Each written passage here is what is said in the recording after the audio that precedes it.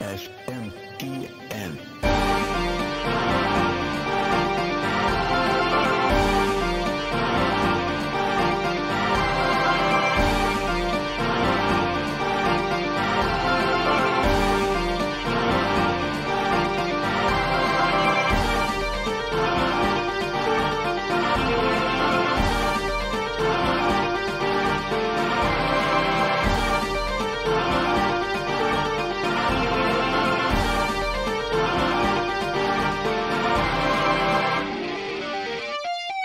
Welcome to Shin Megami Tensei Network Link 277. I am your host, Spencer Presley, and joining me on this very special / only delayed on my part because, as I've mentioned, I'm moving and my life is completely messy and running all over the place.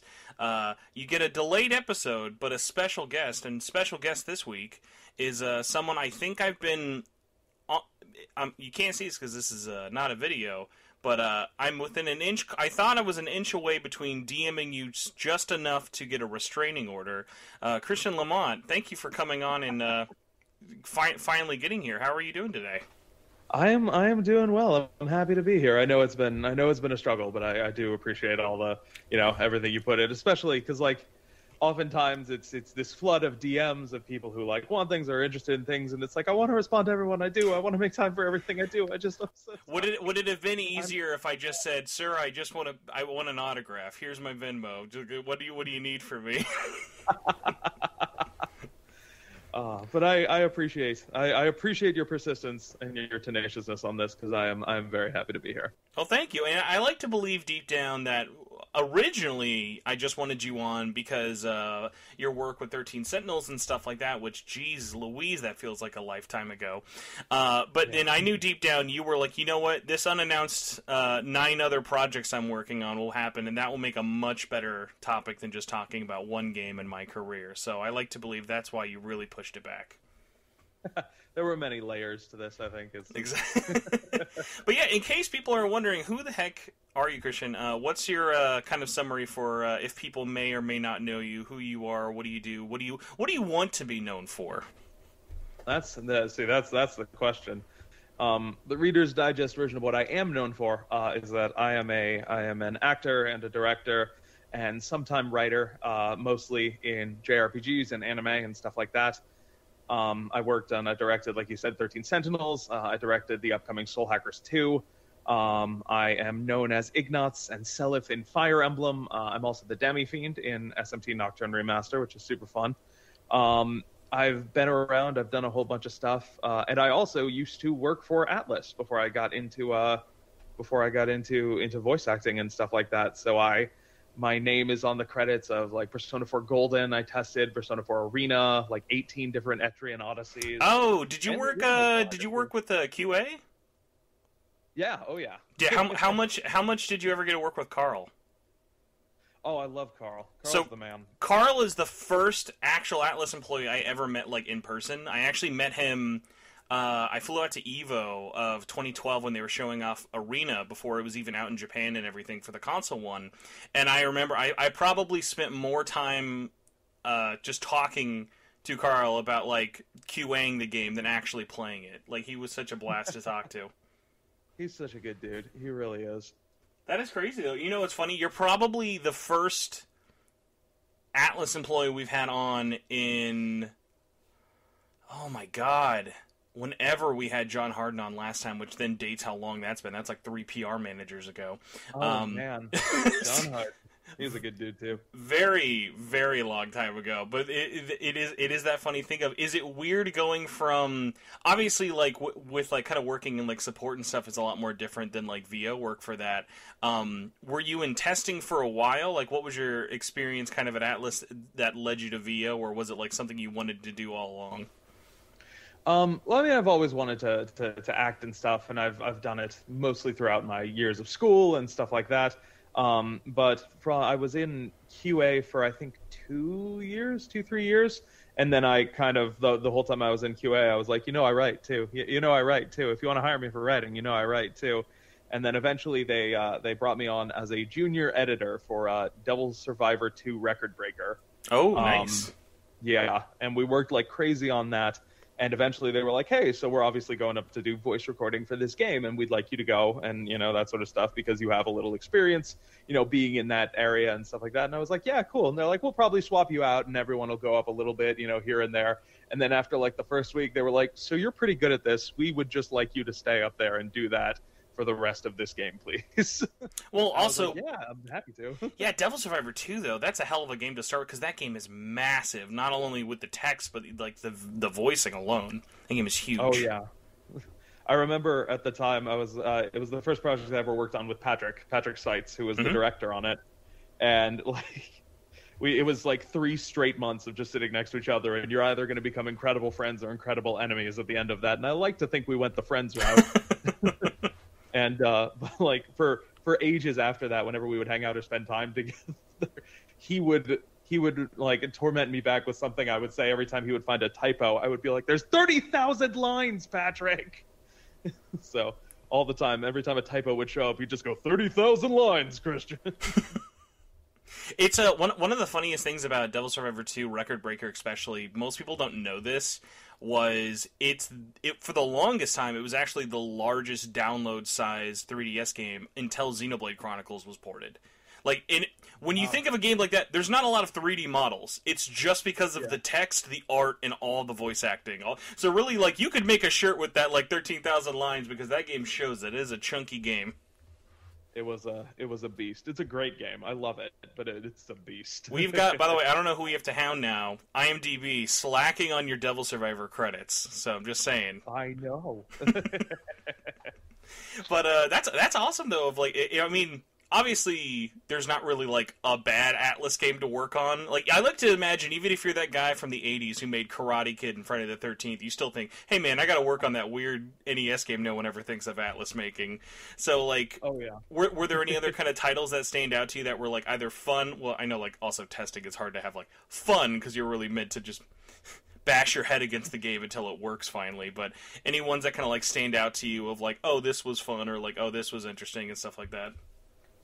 Well, I mean, like, I definitely got the best, like, experience out of Persona 4 Golden, because it was just, I mean, that game was so good, and it was so, like, brilliantly put together, and we didn't have a lot of time to test it, because we would always have, like, ages to test on any, like, Western games we picked up, but, like, anything from Atlas Japan, it was always like, we need this out, we need it ready, you know, so...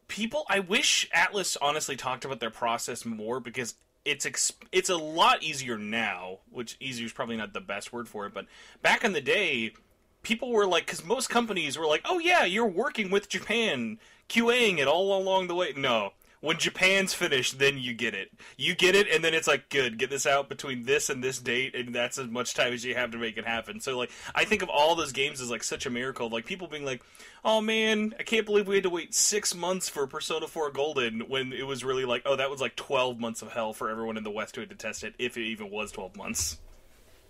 It was, I mean, because that's the thing, like, they're working crazy hard on it over in Japan as well, up to the last minute. Exactly in the same way that we are. So, like, you know, sometimes we get versions of stuff that are, like, equally broken, and they're like, hey, we know that, like, the last quarter of this game doesn't work, so, like, just do everything you can up until then, I guess.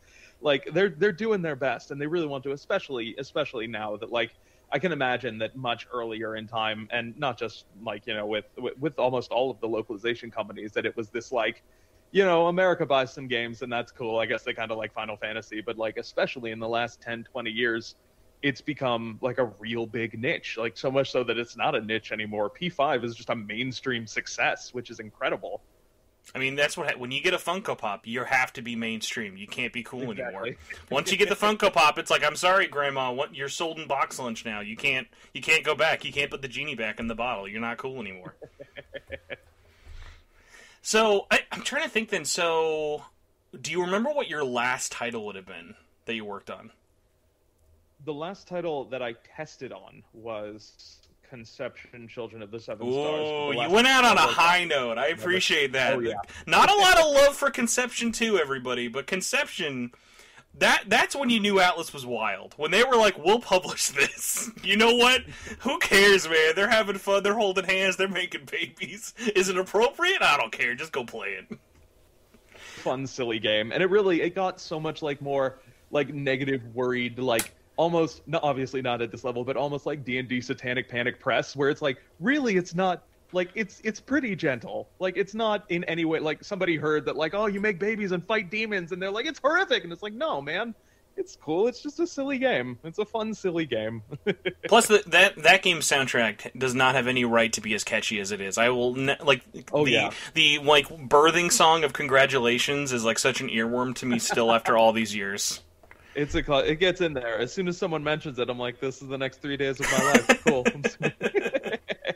But yeah, so like it's a good one. That's got to be a really nice kind of like foot in for that of like those situations for it, and it's one of those weird ones where like and even like that's kind of one of the more unglamorous jobs in terms of like game production from like an overhead like standpoint for it, but like seeing all like those different aspects for it are just like so interesting because like there's so many different assets that go into, because like really you guys are just kind of like the porting, like you're not even porting, like you guys are just like working on making sure it works and it's in English or whatever languages you need for it. So like it's just so funny of like how like one tiny sliver of production still involves so many hundreds of like man hours and stuff for it, of like that's why I always like think getting a little bit more of a peek behind that curtain is so cool, but it is also then a shame because you don't ever get it. Yeah, it's very, and you know, some companies are way more intense about it than others, but like they work under NDA because like the element of, you know, I guess not the elements of surprise isn't the right word, but that ability to generate hype and excitement is so critical for all video game companies. There is such an elaborate process to like, hey, how do we get this news out there so that people are excited for it?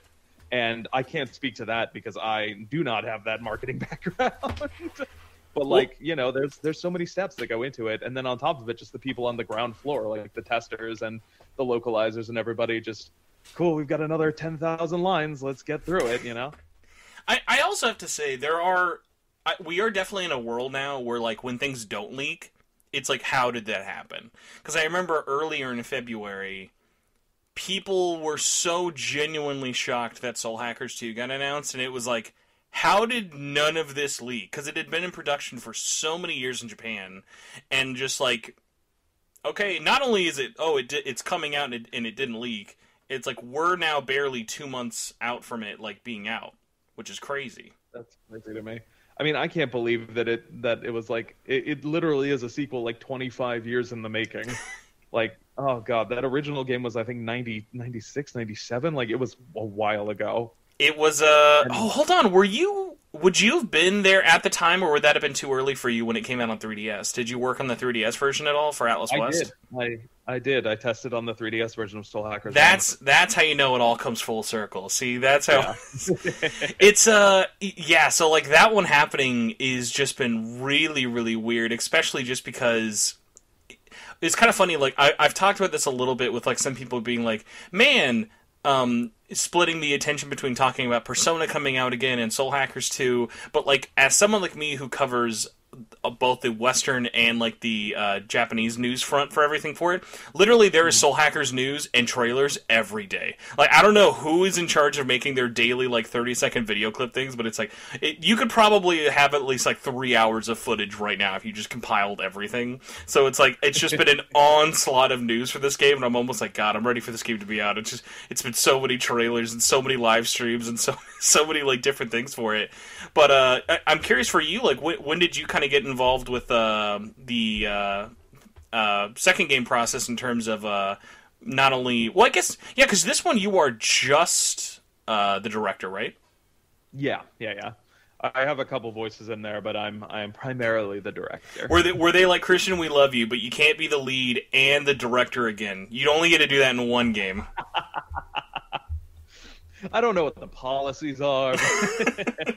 But no, I mean, I got involved in it. I think I found out, you know, maybe a week or two before. Then, you know, Danny from Cup of Tea came to me and she was like, "Hey, we have this game coming up. It's from Atlas. They like you a lot. They requested you on this thing. You know, are you willing to come on in and direct it?" And I was like, "Yes, I am. I will definitely do that." And I didn't find out until like maybe 2 or 3 days before. I was like, "So the word hacking is getting used a lot in this group. Oh, that's so cool."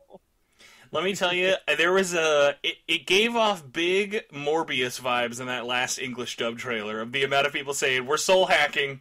It's soul hacking time. And I'm like, man, I knew it was going to be here, but I wasn't really ready for someone in English to say soul hacking this much, but I enjoyed it very much so. It's a good one. It really is. And it's, it's one of the fun challenges of that sort of stuff, because we do exist in a world where, like, being able to repeat those things and say those things, like, it's critical to progress the plot, but also it's just, that's a fun combination of words. Oh yeah, no, 100%. You can't have a boring delivery of soul hacking. Like, that's not a word you can just say like in a Malaise tone or whatever. I'm not sure if you kind of remember. Like, do you know like what the timeline was for you of like how like basically starting recording to like finishing up? Like how long ago or recent that might have been? Oh god, there's so many projects. It was last year at some point, but I honestly couldn't tell you when exactly it was. It was probably 2 months, month and a half, 2 months of stuff. Mm-hmm. I will say I was surprised at how long the game was, because Japan has pretty much come out and it's like, yeah, it's around like 50 hours for like a first playthrough. And I was like, as I get older, when a game isn't 100 hours, I'm like, yes, that sounds great, thank you. I get that. It's like, I want to invest in all of these 100-hour games. I want to do, every possible route of Three Hopes and Three Houses again, and I want to, I need to go back and do a full, well, especially now that they're coming around, like, I need to go back and do a full P3P replay and all this stuff, and I'm like, those are hundreds of hours of your life. Oh, I'll tell you what, Persona gets a bad rap. Persona, like, if you play it like a normal human being, and just, like, don't worry about maxing out everything and don't play with the guide, like, the people who are like, Persona 5 is a 100-hour game, like, I don't know how that happens. Like, that's like, it's an 80-hour, like, it's up there, but it's like, I mean, you really gotta stretch out your dollar. Like, Persona 4 and 3 are definitely, especially portable, because like with the lack of like VO in that one, those are much more digestible than I think like super long, because like it's not like just dumping someone like Final Fantasy 12. It's like, here you go. I don't know when you'll finish this, but here's this game you can play for the next like 3 years. You can get started and let us know when you finish. Exactly. I was trying to think then another one with it. So I had a similar conversation kind of last year with SMT5, even though you weren't the director on that one. This has had a very similar kind of reveal with the English dub cast, and I kind of wanted to ask you a similar question. Is it fun or is it frustrating keeping it a secret 2 months before the game comes out? Because it's like they did the exact same thing of like wait until like the last possible moment to show the English dub, and it's just long enough for people to go, is there an English dub? Even though we've known it was announced with an English dub, and it's one of those things of like, is it like you're just biting your teeth, or is it like kind of fun to like wait until the last possible second? Well, I think, like, especially in this particular industry, like, we've, especially the people who've been in it for a hot minute, even just, like, a couple of years, they know that sometimes we don't even get to announce before the thing is physically on a shelf. So the fact that, like, they can go out of their way to be like, hey, here's the cast, and we're going to do an official announcement and all this stuff, and, like, we're going to, talk about it and bring people on streams and stuff like that. That's always a blessing. I mean, we just had that again with, like, Fire Emblem, and some, like, there were some characters literally until, like, the game was out. It's like, nope, you can't say anything. I'm like, really? We still doing it? I have to slide into DMs to find out who my friends are voicing still? I mean, them's the rules, and we got to play by them. No, I definitely get it. And it is funny, like, I think for Three Hopes it made a little bit more sense, because some were, like, spoilery things of, like, oh, these are new characters, not, like, returning. But there are funny ones of, like, there are some, like, games and, like, shows out there that, like, hey, I've been recast as the voice I've been doing for 20 years, but I won't tell you until it's out. Like, those are always, like, my favorite. It'd be like, if, like, Johnny Young Bosch is, like, in a trailer and you can hear him, but he doesn't say it until the game. Like, who's, like, oh, man, who's this mystery guy? There's so many sound-alikes to Johnny Young Bosch, I'll never be able to tell who this man is. Well, I do remember that when the Nocturne trailer came out, there was a fair amount of debate. Over my God. Is it Yuri? I don't know. I think it's Chris Hackney. And I was sitting there like, okay. I wonder if that trailer is what made them be like, we should just announce the cast when we show the dub. Because, yeah, that was the funniest thing of when the Nocturne trailer was back-to-back with SMT5 at that Nintendo Direct. Jeez, that feels like forever ago. But, like, that one was so funny of like there was no context for anyone's voices. So not only were we like who's who, we're like who's voicing who, because there was never like any like kind of matching up to anything with it. But like Nocturne was such a funny one of like that project. I bet like probably for you, I'd love to hear like what your thoughts was for it. Like, did that feel like a quick project, or like did that feel like a big deal like when you were working on it? Because like there's not a lot of voice acting in the game. Yeah, the voice acting is, well, I mean, I realized, especially because I played Nocturne when it came out, that was my first Atlas game aside from like Snowboard Kids. You always lead with Snowboard Kids. That gets you more brownie points. It's a classic, and I played a lot of Snowboard Kids. But like I didn't even realize it until the game came out. I was like, most of the people that you talk to in this game are just people monologuing at you about what they think the world should be like. And it's until I was sitting there directing it, and I was like, yeah, there's not a whole lot of back and forth conversation. It's even between characters. It's almost purely them being like, all right, dude, let me tell you why the strong are better than anybody else. And it's like, okay, I'm just going to sit here with my immense power and listen to you and then do whatever the heck I decide to do. Because it wasn't like a super long project, but it definitely was really cool. It was really cool to be able to be a part of this thing that like I had loved since I was a kid, to get in there and be, finally putting voice into some of these characters, And that's another one. Was this another instance of Atlas West had specifically asked you, or how did you become the director on that role? I think they requested me on that one. Because, I mean, obviously I've worked with them a bunch, 13 Sentinels and stuff like that, and they knew me from before. So I think they requested me on that one. But I know a lot of it always goes through, especially there when they were going through Cup of Tea, a lot of it goes through Danny, and Danny thinks I'm good at my job, which is really good, because then he keeps hiring me. We need you to know that you're good at your job. We can't just have Danny just keep single-handedly reaffirming you. We need some positive self-assurance here in this conversation. I appreciate that. I do.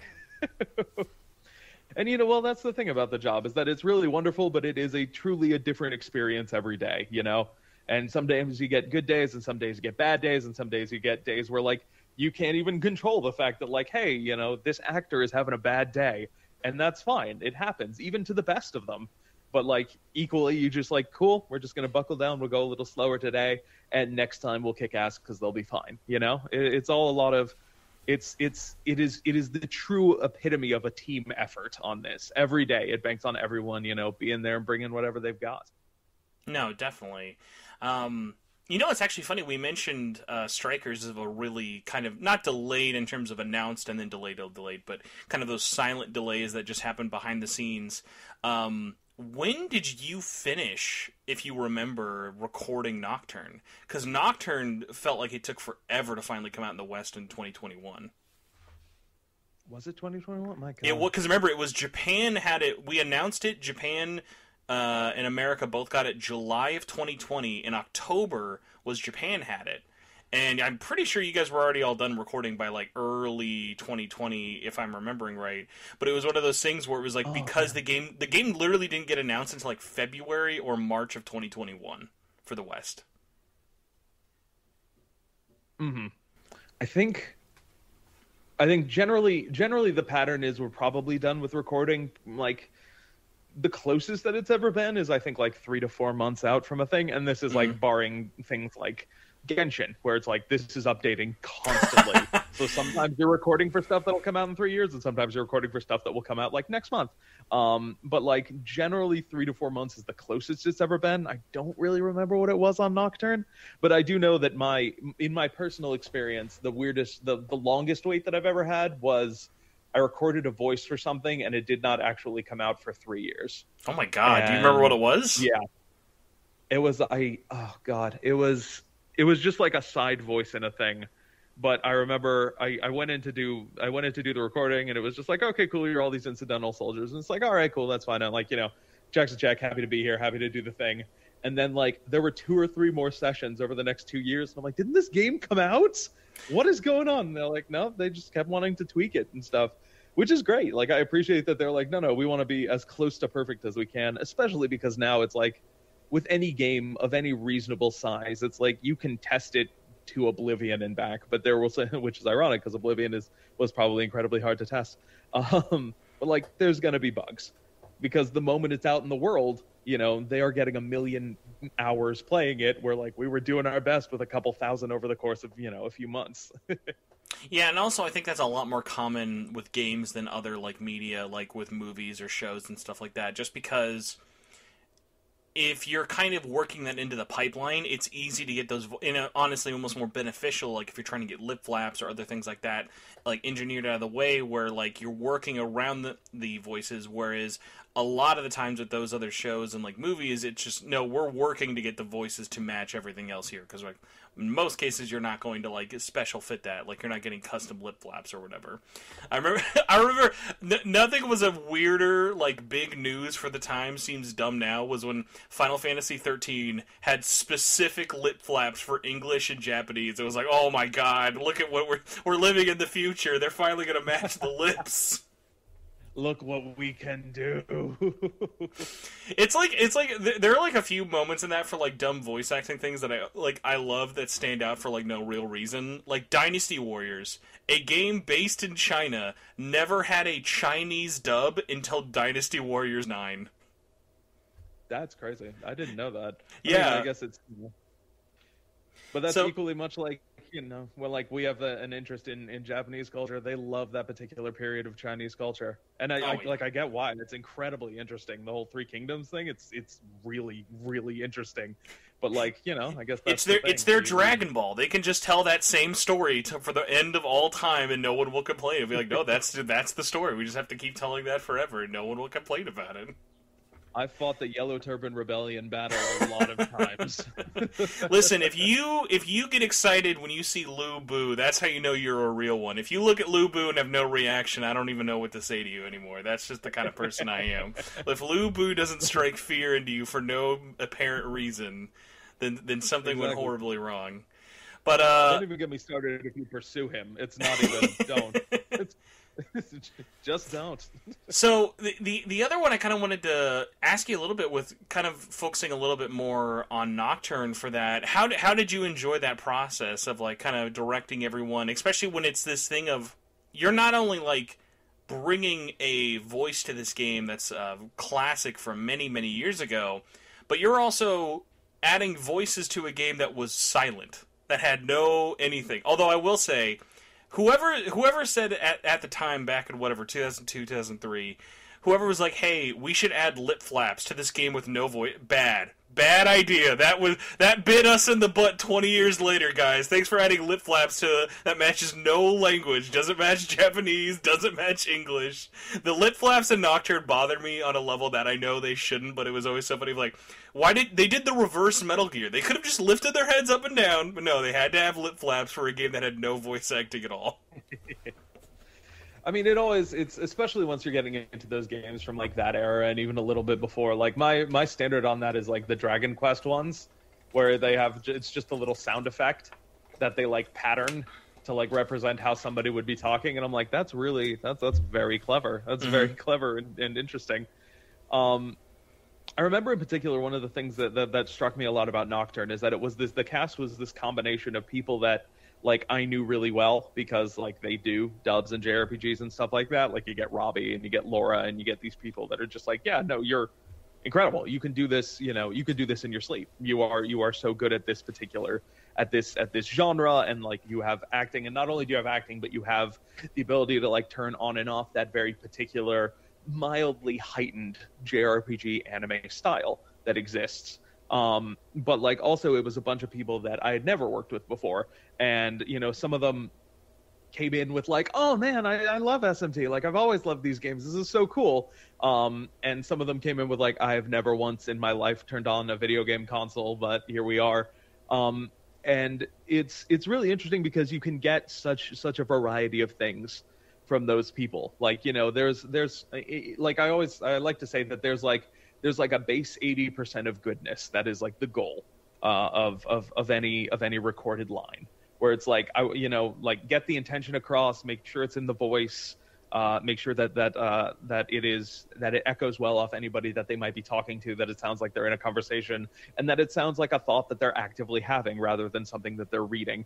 And you can achieve all of those things, but it's that last 20% that sometimes comes out of like with Robbie and Laura, it's out of the fact that they can so truly and deeply connect with characters that it really just like it feels so real just to hear them speak as somebody else. It feels like they may as well just be that person.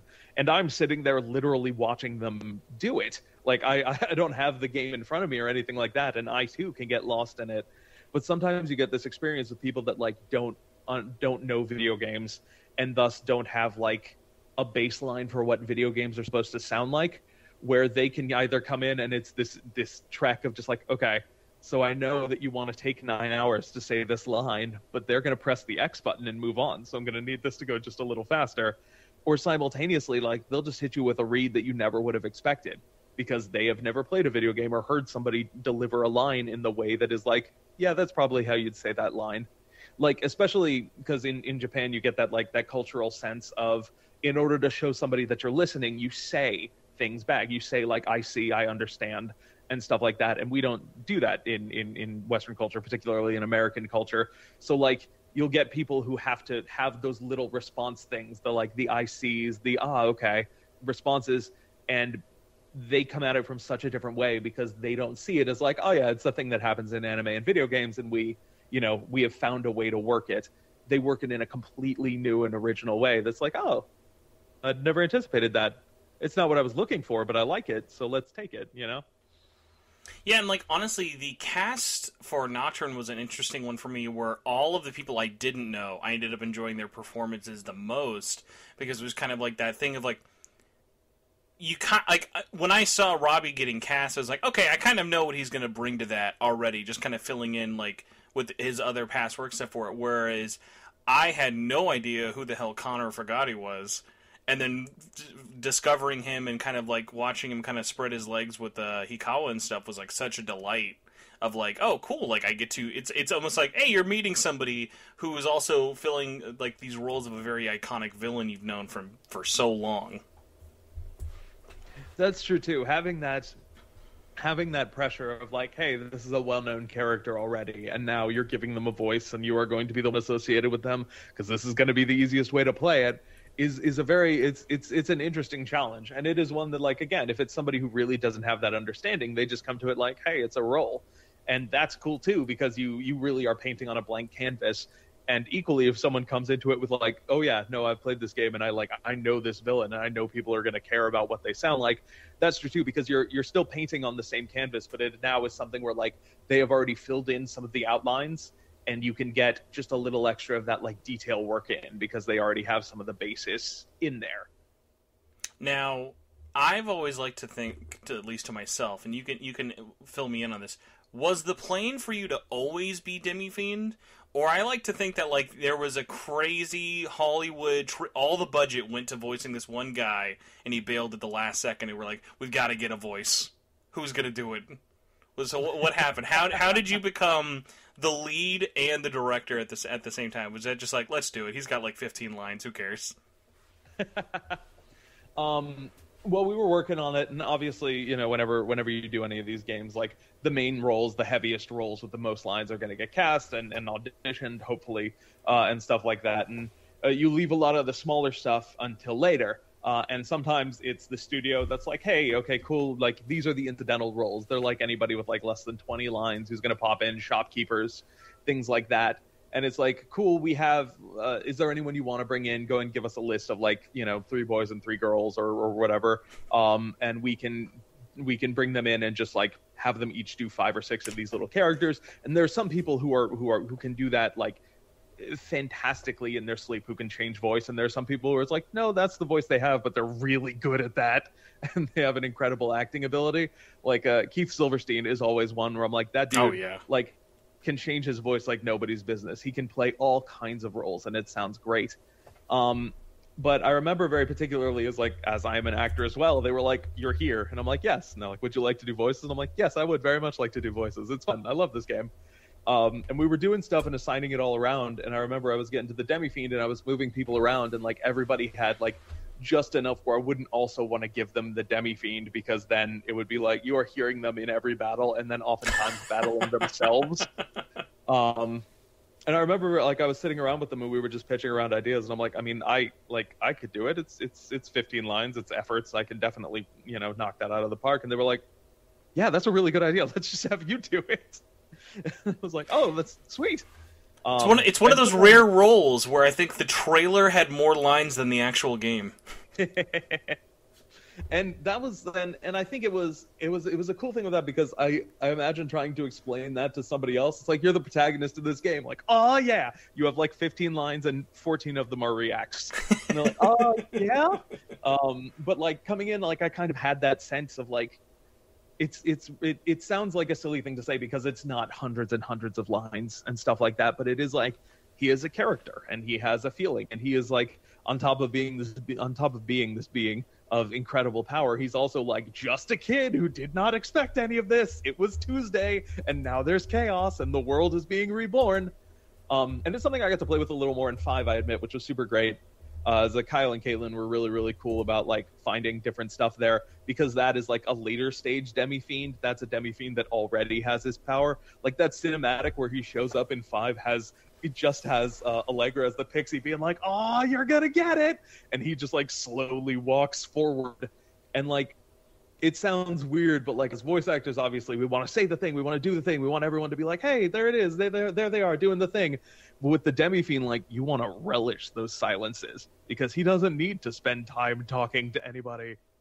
Well, yeah, especially in 5, where he is like he is a super boss, one of a very few in that game. It's kind of like that Darth Vader moment. Like, you can't have Darth Vader having a monologue. Like, he's intimidating the less you see him say and more you see him do. Whereas, like, you've really got to be kind of strategic with like how you work with it. Definitely agree there. I will say the weird one with Nocturne, kind of with that is, I can't think of a game where I've had this where it was like, I wish, and I knew you guys have just as many lines as Japan does, so it's not like it was like a budget thing. I was dying for there to be way more voice acting, because it was one of those things that when you added in text, it was clearly to major cutscenes, and everything else that was a kind of text only would be like those in-game moments and stuff like that. Was there like any moment at all, like when you guys were kind of looking at it, it's like, does that ever come up in the creative process of being like, you're having fun in this world, you're having fun with these characters, but man, it'd be nice to have more than like 5 cutscenes with everybody, you know? I mean, I think it's always, especially on like the recording end of it, like our literal purpose is the storytelling part of it. Like that is 100% what we're focused on. And it would always be great to be able to have everything and like every little incidental line voiced and all this stuff. But like the reality is that it often comes down to it's not a budget thing as much as it's just like, hey, we need to fit all this in this particular game with this particular size, and like, hey, like sometimes it's like, hey, if we put all these voices in, like the game will lag out to oblivion, and obviously we can't have that. And like, let's find the critical scenes, the ones that we actually like, that we definitively need voiced, and then on top of that, let's find the extra stuff that we can do. And sometimes I think it is purely for, like a gameplay perspective. Is this like, hey, like these random lines of like everyone's hanging out at camp or whatever, and you can chit chat with them, and it's like, oh man, let me tell you about my favorite food. It's like, no, that we'll leave that, because that is, they don't want to break the gameplay pattern. They want you to be able to engage with the characters, but there is also this like gameplay moment that they're trying to capture. And if you now have like, 5 lines worth of dialogue that are also voiced that you're now going to sit through and wait and hold on through, that's going to be a whole additional thing. As a fan, was there like any moment you were like thought in retrospect, if I could have voiced it, I would have liked to have done it at all? That's interesting. In Nocturne specifically, I don't remember if there was anything in particular, because I think we got most of like the coolest moments, like Dante showing up and some of those battles and things like that, and Raido showing up. And we got obviously the big dialogues from everybody else of their like, hey, here's why power is best. Here's why, everybody being nice and law is best. Someone fought hard to make sure that Mara scene was voiced. Someone was like, we can't have this not voiced. The one is like the weird fan one of like, I think it's probably bigger in the West than it probably is, and it would make sense why Japan didn't want to have it voiced. Was like, I was surprised the Black Frost one isn't voiced. That was like one of those of like, that felt like a big enough of a deal to maybe have it, because it's like some of the bosses are voiced, some of the ones are not. Obviously, it was nice like the sisters and stuff are. Oh, also, whoever, I don't know if you know or if you would be the person, who can I thank for getting Paul casted in that game? Because when I found out who Paul was, I was like, for a while, I was like, I'm not even going to tell people he's in this game, because he was like my favorite surprise of the entire game. Like, he killed it. He was like, it was one of those things of like, you think of it only after it happens, of like, that's perfect casting, and I never would have thought about it, and that's what makes it so good. Oh, absolutely. No, and he killed it too. It was definitely one of those moments for me too. I was just like, it's the Colonel. Okay. Keep it cool. Keep it cool. You can't fade it. Gotta be cool about this. Anything about Metal Gear you might want to mention? Just, whatever. But I mean, honestly, like the people at Atlas really, really killed it on the casting in that game. Especially like I said, like they got some classic people and they got some new people that like even I wouldn't have anticipated. And that's a matter of like where you can get your auditions from and stuff like that. Is sometimes the auditions will send you somebody you don't expect. But like I've sat in some of those casting sessions, like not just for Atlas, but with other things as well. And like the process of trying to decide those things and seeing who is really best for these roles is really. It is long and complicated and never what anyone would expect. But the writers and the Loke team on that one really killed it with the casting. They made some really fantastic choices. So, I do not expect you to remember this. I think I've tweeted this at you, maybe I know at least once, but maybe like twice. There's a weird casting thing that there's no answer for this online. If anyone would know, either you would know or you might know the right people. How many arms do I have to twist to find out who were all of the fiends in Nocturne and 5, because they were not matched and not all of them were voice credited. It's one of those funny things of like, we know a couple, like I think Chris was like a couple of the writers, and then like, but like there are a few where it's like, man, I would love to know whoever the hell was like, because like I still don't think we know who the Matador was in 5. We know who it was in 3, but I don't think we know who it was in 5. Like, is that one of those weird ones of like, okay, well, the credits are the way the credits look. In rare cases, they don't normally change, especially for English, like, voice acting and stuff for it. But, like, do you have, like, any insight on that? Because, like, I know that's, like, one of those things nobody cares about, nobody really thinks of, but, like, it's those weird things that kind of, like, stick out in my mind as, like, a super nerd. But, like, do you have any insight? Or even why, like, the voices changed at all? Because, like, they weren't recorded back-to-back, I know for sure, but they weren't, like, that far apart. I remember very specifically the ones that is like, I think I'm Red Rider, and I know that... Oh, really? Okay. Chris is Black Rider or the Pale Rider. Pale and White, I always mix up, like, all the... Because, like, 4 of them, they're just dudes on horses, so they all kind of blend in after a while. Sometimes it's just dudes on horses. And I don't remember all of the... Because honestly, at the end of the day, with all that stuff, they're like, "Cool, everything is written down." Like we get rid of all of that paperwork, just because it's like it's not. We want to make sure that like, especially with those things. Like, would the fiends have been considered like kind of additional voices? Because like, there's really not a lot of. It's really just their opening and their ending cutscene. Like, there's really not a lot with them. It's like, would that maybe be why like not all of them are like properly credited? Because it's like in most cases it's like 6 lines.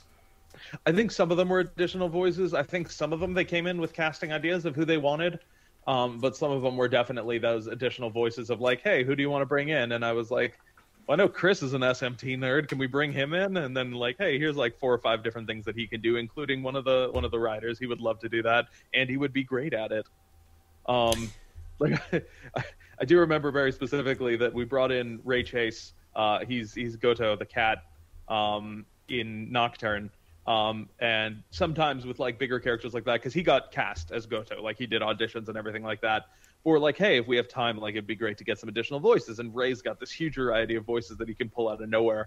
And we were talking about what he could possibly do before, and I was like, well, this one character does have 2 lines, and I think he would like to do it, and he'll be good at absolute baseline. He will be great at the role. It's 2 lines, he'll kill it. And we got in there, and like he did all his Goto lines, and we're like, "Cool, we have some incidentals, man." And he's like, "That's great." And I'm like, "One of them is the subway announcer," and he was just like, "Yes, the subway announcer returns." I'm like, "Not the same guy, not the same one from Persona, I promise you." But I was incredibly shocked at like his inclusion in 5 actually just seems like a meme at that point. Like every of the other ones kind of makes sense, but like the opening in 5, like not everyone is voiced, but then randomly the subway announcer that guy gets voiced. Don't worry, we'll let him have a voice line. Like I think like that was definitely pre-release, but I had recorded it at the time when I got review code because I was like, no one's gonna notice this until like 2 or 3 weeks from now. But I have to just send this to Ray just to be like, why are you the only voiced NPC here? Like how out of the way did they have to make this happen? it's the power of Ray Chase and his determination. Another one, I'm not sure how much insight you might have had with this one, but was there ever a chance, or did you guys ever explore the idea of like why not use the original voice for Goto with Patrick? That's a good question. I was not in on any of those conversations. By the time like I got to the game, they had already like all of those choices and casting decisions and stuff like that had been made. And it's for any number of reasons. Sometimes it's just like, hey, we're taking it a different direction, or like now we've got them here and we need to see it from a different direction, or like, oh no, now this guy is over here in this thing too, so we need to make sure that he's not everywhere. But yeah, unfortunately, that is not under my purview. That's okay. It's one of those funny things of like, it's such a specific thing of like, hey, did you play Soul Hackers? Do you remember the voice of that cameo cat from Soul Hackers on 3DS? Well, now we're needing him to return to this PS2 game we're doing an HD version of, where it's like, that's such an easy thing to slip through the cracks of like, yeah, where it's like, that's like the 5 uber nerds are like, hold on. Wait a minute, Ray Chase wasn't the cat. That was Patrick. Patrick was the cat. Hold on. But it's like they really like they got like the big one of like, well, I'd say they half got the big one. Like the fact that Dante was voiced by Dante, that was really all you had to do. Like that seemed to me like one of those things of like, whatever the price was going to be, God knows he wasn't going to say no. So it was like, we've got to have Dante be Dante, because like imagine just the immediate vitriol it would have been of like, oh no, it's not like it's Joe from the deli. We got him for like 5 lines or whatever. So like, what was that like kind of fun getting to dip your toe not only then into SMT but then a little tiny bit of Devil May Cry? Yeah, my very small Devil May Cry credit. Yeah, absolutely. I mean, that's because I'm fully ready to admit that like that is why I picked up Nocturne in the first place, was because it had that featuring Dante from Devil May Cry sticker. 100% worked on me. Little did I know that like those games were going to become some of the core of my life and career, but I was just like, I love Dante. Nobody mentioned that you only get him at the very end of the game if you do all the things, and you couldn't possibly do that renting it from Blockbuster, but So I'm sorry, I'm gonna have to break your mind here a little bit with the Mandela effect, because that's definitely been a thing. Did you know the Dante sticker was only in the European version of the game? What? Yeah, so again, going back to I host this show every week, so that pretty much already shows I'm a big stupid nerd. Ghostlight Games was the publisher of that game, and remember, over there it wasn't called Nocturne, it was called Lucifer's Call. Right. So to appeal to, so on the back of the box in America, it did say like Dante is in this game. They did advertise it on the back. But that sticker with that logo, that meme image was made by a random graphic designer in advertising at Ghostlight Games who only published the European version. And I remember I talked to them about it, and I even like, I tried way too hard. I put on like my little Nick Robinson hat and tried for so many months to find that guy, because that guy has no idea what he made. Like, like because when I asked them, because I still know a lot of the people who work at Ghostlight, and I was like, I need to find out who made this, and they were like, we have no idea. And the best part was like, until like maybe a year or two before Nocturne HD came out, they didn't even know it was a meme. Like, I had to have like their their PR guy like bring it up to the president, and the president was like, that's a thing we're known for making this? But it's a thing of like, it was so synonymous, almost like the And Knuckles memes and like other things like that, or like Funky Mode, where like everyone just thought, oh yeah, every copy has that.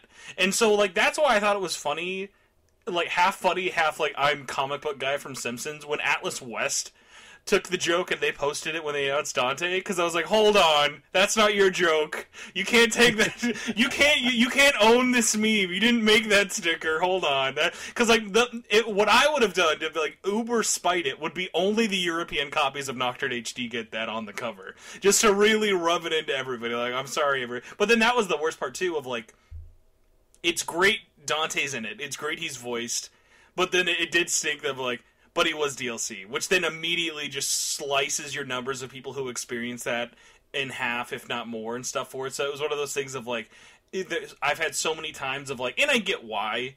Like, I'm aware of, like, the licensing thing with it, but it was that thing of, like, Rhino being for everybody makes way more sense.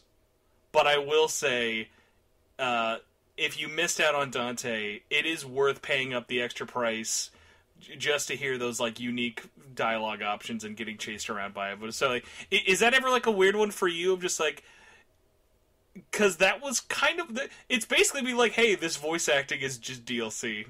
It's like, we just have this one character be his DLC who was, like, known from the original game.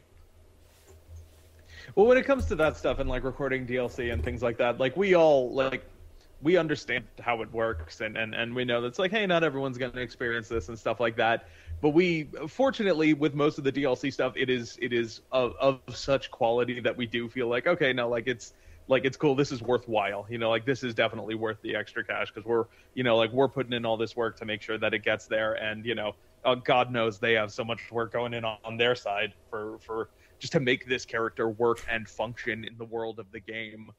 But, plus, also from the production side, you guys probably didn't even know it all. Just everyone's getting recorded equally. Like if I put a gun to your head right now and was like, tell me the DLC of Soul Hackers 2, you probably maybe know. Because it was all put together at the same time. It's not like you like did it separately 3 months later. Yeah, most of the time it's all done at the same time. Sometimes it is, you know, like 3 months later. It's like, oh hey, so we found out that this is pretty cool. And so we've made some more. People really seem to like this. But most of the time, yeah, it's included in the original record and stuff. And you get the sense on those things, especially because once you're in there and you're doing it in the recording side of it, it's all just make it happen. It is all, you know, there's not a lot of time to sit around and be like, okay, well, we need to focus more on this than on that. It's like, no, we want everything to be good. You know, we do everything in our power to make sure that it all really shows. Because like the thing that always gets me is like the characters in the game don't know their DLC. As far as they're concerned, like this is their existence. They don't skip over the DLC because that is part of their life, and it is terrifying. Do you have a personal favorite? Are you more of a Raito fan or a Dante fan? If you have the choice of playing, I love bringing Dante because he's got that snark and he's got that level of stuff that's like the Demi-Fiend doesn't talk much, but you know that Dante is. But I think Raito matches up so well with that world. Like, I think like Raito really just kind of like fits so effortlessly into that world. There's already like precedent for them doing like weird world transformy stuff. So like I think like story-wise, Raito absolutely sells it for me. Dante feels like it's sort of like it's very much this like sitcom guest character of like this week featuring Dante, and then he pops out and he just like is awesome and does the Dante thing. But I really have enjoyed bringing Raito in there. So, last Uber Nerd Nocturne question, just because I do at least have to bring it up. So Ruben is it in Nocturne? He is Dante in Nocturne. Did you think anyone was like, should we call Matt? Because Matt Kaminsky, who I'm sure I butchered his name, was the voice of Dante only in 2. Do you think there's like do you think anyone like told Matt, like, Matt, I'm sorry, we had to recast you for your probably your least popular performance, not any part of your performance, just because Devil May Cry 2 is Devil May Cry 2. We couldn't pick which Dante we got at the time, so like it makes me wonder, like, do you think anyone like asked, like, do you think anyone was like, he probably doesn't care? I think he's probably past that particular thing at this moment, and I could be wrong. But I would own that so hard. Like if I was a voice actor and because like no one's like, oh, the voice acting in Devil May Cry 2 is bad. It's like, no, just Devil May Cry 2 is just a bad Devil May Cry game. It's the worst of a really fun series. But like I always at least told Devil May Cry 2 of like, it's so short. It's like you can run through it like a bad B movie. Like you can laugh at it long enough without getting bored. So it's one of those things of like I would hold that up with a very high honor, because at least then you're part of that like ethos and like franchise and everything, you know. Well, I mean, sometimes it comes down to like the memes and stuff, and that has its own worthwhile too, because you know, like you said, B movies are a thing and they're fun and people love B movies. You know, that's how Bruce Campbell had a career solely because of B movies. They're all A movies to me. I don't know what you're talking about. Bruce Campbell's only in 10 out of 10 movies. But I know with that stuff, especially like anytime you're bringing in a character from someone else's thing, you got to go through them, and they have a whole set of policies of like, hey, here's what this character can say, here's what this character can't say. You know, here's what you know. Here, are they allowed to hold this particular item? And that generally isn't a problem with like Dante, because he's, you know, a smack talking, swearing, pizza eating, demon shooting dude. But like, you know, definitely with other stuff where it's like, hey, this character like is established as, you know, not necessarily like a kid's game, but definitely more of like, this is an E for everyone game, and he's coming into something that is not that. It's like, well, there are rules that you have to abide by, like how they can perform and how they work. And generally everyone's really cool. Like the stuff with Smash, like everyone knows at this point that Smash is cool and great, and getting into Smash is cool and great, and it's great advertisement for, you know, your series and stuff like that. So I'm sure people are lining up out the door for that, but there are definitely rules of how they want their characters to be portrayed. So I know for sure that once Dante was going to be a thing, I have no doubt in my mind that they were like, cool, so this is Dante, just so we're all clear. Hold on, was there one intern who was like, can we call Tim Phillips, just to double check? Maybe the guy from DMC wants a second chance. Just to really mess with people. We won't get Ruben, we'll get the guy from the reboot, who probably everyone's like, who's Tim Phillips, Spencer? Why do you know who this name is? You're like, we should give the third Dante a chance, just in case. Dante, there's a Dante for everybody. If you are, you know, into the heavy metal, there's a Dante for you. If you're into emo, there's a Dante for you. There's And then if you're into all of it, then everyone asks why are you into all of it, because you have to have a least favorite. But I'm broken that way. My last Nocturne question for you, because I want to pick your brain on a couple of other things.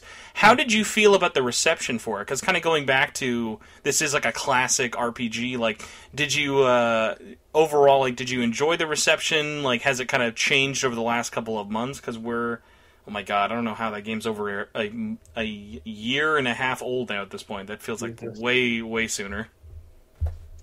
I was so happy that, like, because you see a variety of stuff. You see the people who did play it when they were kids who were just like, holy crap, I finally get to play this game again. Like, oh, it's just as good as I remember, or more accurately, oh, it's just as hard as I remember. Oh god, all these, but Matador, why? But like, you also get to see like people who had never been introduced to that play it, and you know, some of them liked it and some of them didn't, but like most of the time the people who enjoyed it really dug into it and got into it, and then I think also moved on and kept playing SMT5, because I mean, you get this thing that like, obviously SMT was sort of the origin of Atlus's like popularity and growth, and like it is their series and it is why, but obviously Persona has kind of taken over that because it is great, because it's just freaking great. And for now though, like, Soul Hackers will it'll topple it. It'll be the next one. We shall see, won't we? It'll soul hack a more billion copies on August. I'm feeling it now. I'm excited. I hope for the best. But I mean, like, you get to see the people who have only experienced it in this sort of like high school life simulator drama as well be like, oh man, it's that same sort of gameplay style, but like the story's a little more vicious and it gets a little darker and it gets a little more intense. And like, some people were like, oh, okay, that's not really for me. I'm really more about, you know, hanging out with Haru because she's great. And I'm like, I get that. She is great. But some of them really dug it and really got into it, and then went back and started digging through like SMT4 on the 3DS, which was also so great, and like Apocalypse and Strange Journey, which is a super underrated SMT game. Oof, man, let me tell you, as a fan, are you equally sad that, like, out of all the Atlas games that never got a dub, that one is actually the most criminal? Because it's literally the most diverse game they've ever made, and like, no, we'll just keep this to Japan. And obviously we know why. Money is a thing, but it's like, man, when we got Redux and it was no English at all, like, that really hurt. It was, oh god, it's such a good game though, and yeah, it does suck that it didn't get it up. But it's also this world we're in that, like, now that we've got the Switch and all of these things, that it's like, hey, there's a possibility for any old game to come back. You never know what's going to be next. I remember before a Nintendo Direct, like 3-4 years ago, I jokingly was like, man, you know what I would really love is like Tokyo Mirage Sessions. That would be cool. And then I went to work, and I came back 2 hours later to a tweet with like 1 million notifications, just like, what? How did you know? I didn't. I swear to God, I was just a nerd. The best part about Tokyo Mirage Sessions, outside of it's an amazing game, and one of the most criminally underrated, but man, for all those people who, like, for years were like, where's Persona on the Switch? Man, I need more Atlas games on the Switch. It was like, show me you have played Tokyo Mirage Sessions, because most 9 out of 10 times people had not, because it was that game people just kind of disregarded unless you were into it already, and it's like, that is a criminally underappreciated game. It really is so good. It's so good and so much fun, and it's like, it's the perfect mix of like, hey, there's a serious story and like there's real stuff going on, and also like idols. Now I'll say this: there was never a moment I said to myself, I can't believe this game didn't get a dub. That's what I'm like, you know what, I get it. That's okay. You can leave that one Japanese. That might be a little bit of a immense thing to bring on. All right, everybody, let's make 9 songs and get a bunch of people to sing and voice act all these things that are completely out of our element and localize. Boy, songs are always another whole thing of creation and invention when you're getting into stuff like that. With English like dub production, man, obviously like it's definitely gone down a lot, but man, I miss those days of, like, the early 90s. I mean, the like early to late 90s and like early 2000s, when they were like, no dude, we're just going to make the English version of this Japanese song even though we have no idea what any of it's for. And I appreciated them all trying. They weren't all winners, but like I missed like the English versions of songs we didn't need. Hey, as long as we got Lunar, and that's really all I need when it comes to that. I was just like, the musical that is Lunar, and I'm like, this is all good. Oh man, yeah, the Lunar, and Lunar is so good. In P4, which also just like, oh, I love it so much. Let me see. Although, you know what, I will actually say, shout out, because Atlas related, this one never gets enough love. Somehow they had an English version for the end credit song in Persona 5 Strikers for the American version. I don't know why. They've never done that before, but like that was such a cool little weird thing of like, hey, for the year-and-a-half late version of this game, we're gonna have Lynn make an English version of the song, and it's really, really good. It's just one of those weird things, like, you're just so not used to it. Like, okay, all right, they keep for this music. Now, kind of going back though into games that were delayed for a horrendously long time. 13 Sentinels, Aegis Rim. By the way, congratulations. I don't know if I ever, like, sent you the picture of this. Did you know that they actually added you into the credits twice for the Switch version? Did they really? So, like, I'm a nerd, and I like to go through who worked on the game, who quit, who left, who's doing what. Obviously, there was no new dialogue for the Switch version. But I still wanted to see... actually, no, it's because I had a code, and I was like, oh, who worked on the port? I wasn't sure if it was actually Vanillaware or not. And it was. But I noticed in the localized credits, they have all of the PS4 localized credits, and then after, they have Cup of Tea twice. And you are in there both times. So you get double director credits, which I think means you get paid twice as much. I'm maybe wrong on that. But oh yeah, for sure. Those are the rules. Once you're credited, you get the check. The check's in the mail once the credits hit. But yeah, so like a game like that, very kind of different than like your kind of normal project, especially under the conditions of like making it, recording it, it being not like a lot of other games. So like for you, like where are you, especially, we're off the new Switch port version for it, but it's been a couple of years now for the PS4 one. Where do you hold that game for you as someone who worked on it so closely? I'm incredibly proud of that one. I think like we put so much work into that, and they put so much work into it even long before we ever saw it, to really make this game that like I remember I was working at Atlas when like the very I was just gonna bring those. Like, did you know that game was announced when you were working at Atlas? Oh yeah, like, and I think you saw like Iori and A on the motorcycle, like, and that was like it. It was like it was even earlier. They'd even announced it as a holiday Christmas card. Oh really? That was when they first showed off art of the Sentinels, and I think one or two of the characters and stuff. There's really early art back from almost like 8 or 9 years ago. Man, and that's the thing, they really went to town on that game. And I remember when it was like, hey, do you want to work on this? And I was like, yes, I absolutely want to work on this, because it's dope and it's cool and it looks so awesome. But I remember when I was doing it, like as we were going through that first week or two, and like every time we brought someone in, we were just discovering something incredibly new about the game. And we were very lucky in that we had the people from Atlas who were so good and like had so much base knowledge. But I mean, like, especially with a game like that, there's only so much you can know before your brain melts. But I remember very deliberately, like a week in, I was like, this is cool and it's written really well and all of these characters are great and interesting. Boy, I really hope they pull this off and it all kind of circles around together, because like we're doing a lot of 80s movies and I really hope they all link together in some way. And then they really did. Like, they really pulled them all together in a way that like I never would have anticipated. It's like I say, like, that whole game is a spoiler, so you can't like really talk about anything without spoiling something. But if something gets spoiled for you, there's at least 4 more in the next scene that you never would have seen coming. So, you'll still get that surprise. And I remember, with every main character, with every Sentinel pilot, what we would do is we would start in their section of the story. So, like, because the script wasn't organized that way, it was organized top to bottom in a different way. But, like, when Kyle came in to do A, it was like, cool, we're going to start with your story, when they are playing as you, and you have amnesia, and you're trying to figure out what's going on, and you bump into Iori, and then she falls madly in love with you because you're around and cute.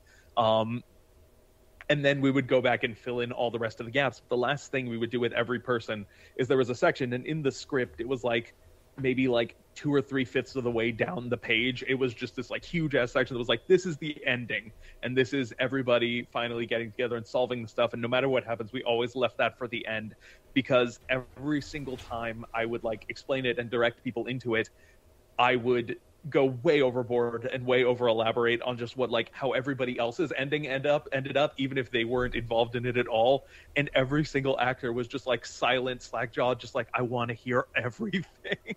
Tell me about all of these other characters. And like, it's so rare for that to happen, that like everybody gets super invested in the whole story, like even the ones that aren't there for everyone else's thing. It was just like, that's one of those things where it's like, this is really special, and this is a really, really special game.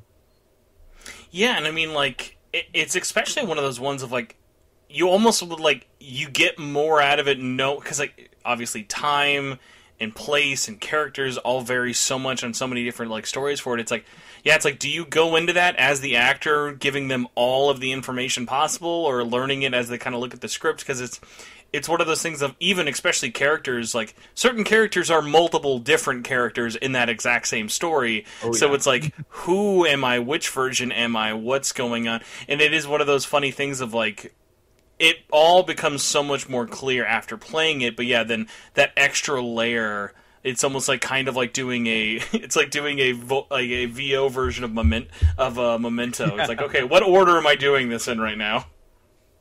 And I'm very fortunate that most of them were super willing to go along with me on this, when I was like, okay, cool, so this is a different version of the 80s. It's the 80s, but it's not the same 80s. And in this one, you remember everything, so now you're going to kill everybody. And they were just like, cool, let's do it. With most people, we tried to give them, obviously, like, we didn't want to spoil the whole game for them, too, because, like, they are also conjuring up a realistic emotion in these moments. But, like, and it's different for some because obviously like A has amnesia, so it's like I don't want to tell you too much, but I do want to tell you that like, hey, you are, you know, from this wibbly wobbly future, you know, but and you are like this weird cold hearted assassin, but you don't know that right now. So you are purely trying to figure this stuff out.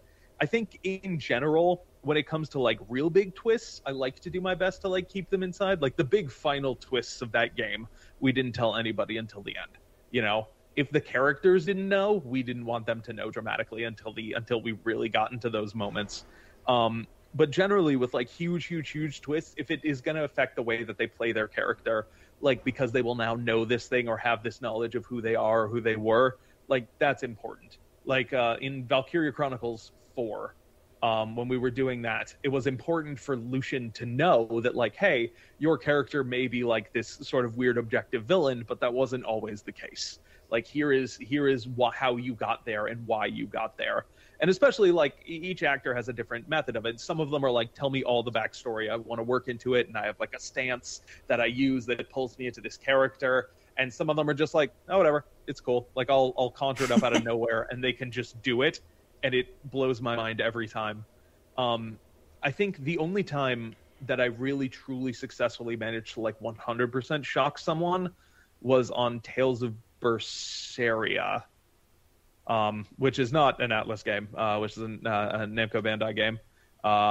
But I remember very deliberately, like, there is a big twist about like 2/3 of the way through that game that most of the characters knew, but the main character did not. And we finally got to that moment, and it was revealed. And I just remember Christina in the booth just like stopped and then looked out the window at me, and she was like, "No." I'm like, "Yeah." I was like, "No, what?" And I was like, "This is good. This is exactly what I wanted. Action." Yeah, like getting like that genuine of a reaction has got to like help in so many different ways with it. Did you feel like, because like for me, it's one of those ones of like, I think as a player, especially if you're not like used to 13 Sentinels, looking at all these different stories, all these different characters, playing them all at the same time, it can almost look a little bit overwhelming. But it's like genuinely to me, especially in retrospect after playing both versions for so much, it feels like a really intimate cast because you're not having a lot of side characters. Like it's like less than 20 main characters, and you're spending so much time with them. There never feels like anyone kind of falls to the wayside. Like, so did it ever feel like a lot to you, or did it feel like a core group of like friends really kind of coming together? It was definitely very much a core group, and we were so lucky in that like all of them were just like absolutely knocked it out of the park, and they were so well cast for their parts. And it was definitely one of those things where it feels like a bonding experience that like everybody in that game has an awareness of each other because they all have to deal with each other and like know everybody else's name, so that when I'm giving them 40 minutes of direction on why they're angry in this line, like they understand why. It's not quite the same as it is with something like, say, like Fire Emblem, like Three Houses. Like we all really bonded like as friends because a lot of the game is pitched on us hanging out as friends and like experiencing these like the supports, the social links, the stuff like that, where it's like, this is not plot critical, but it is just like purely for the deepening of the character. And in something like 13 Sentinels, it was like, no, all of this is relevant to the plot. Like there is no like, hey, let's go hang out. And the closest thing to that is with Iori and Tomi and Miwako just being like, what sort of food are we going to get? Like, let's go get crepes. Let's go get ice cream. Let's go do that sort of stuff. Like that's the most like fun, hang out, no stress part of that game. And so like the three of them definitely had like that little bonding section, but everybody in their own little stories really, really got close with the other person or the other people that focused mainly in their stories. Like there was a lot of, oh God, because Tomi and Billy's character like had so much together and like linked up that like they very much had a lot of playing off each other that went down. It's the sort of thing where it's like, if we could have everybody in the booth at once and literally just go through this whole thing like as a team, that would be so killer. But we can't do that. So we're going to do the next best thing, which is have me try and remember everything that they did. Yeah, for you, because this was this actually kind of was affected by quarantine happening in interesting in multiple different ways for it. For you, in terms of like the voice direction for it, like were you guys all remote for the entire thing, or did you start any of it before March of 2020? We were in studio for about a month and a half before the quarantine hit. So some people like finished all of their stuff before the quarantine hit. I think if I remember right, I think KG finished all of his stuff. I think Laura finished all of her stuff before the quarantine hit. And there were some people like Allegra who was 19 different characters in that, but that's a spoiler. So, she was half in and half out. And some people, I think with Natsuno, like we didn't even start until the quarantine began with Natsuno. So like some people had this experience of being in and also out, and some people like it wasn't at all relevant for their experience of it.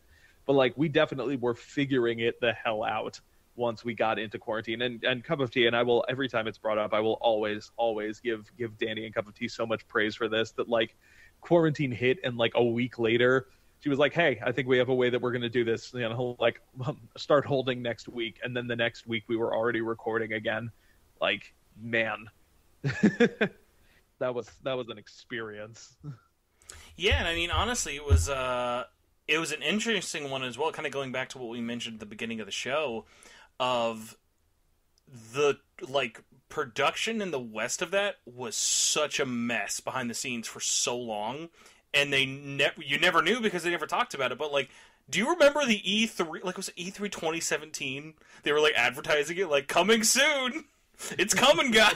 Like, and obviously, like that's not an Atlas West thing. It's not like they were slow or they were like it was literally one of those things of like, hey, if the game keeps getting pushed back a bajillion times, why would we give? Because like that game evolved a lot. Like if you watch those early trailers, like even the gameplay, it went from a very different, very very different beast from development until finally releasing. Like they really got that game out the door as last minute as they could, not from a quality standpoint, but just a straight, because the way Vanillaware works is like Dragon's Crown is the same way. They basically go broke making the game.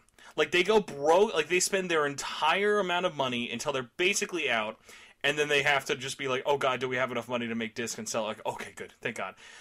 Because I don't know if you knew this, but did you know that they actually had a demo? The prologue of the game was a demo that was paid in Japan. Like about a year before, like early 2019. Oh, no. They had a paid demo. It was actually around the same time they did Dragon's Crown on PS4. So you could buy a repackaged version of Dragon's Crown, Odin Sphere, or just straight up buy. There was a disc that was just the prologue of the demo, and the whole point of that, by the way, the save didn't transfer, so it was literally like, hey, just give us this money. This isn't going to transfer. This is just to help us get this thing out the door.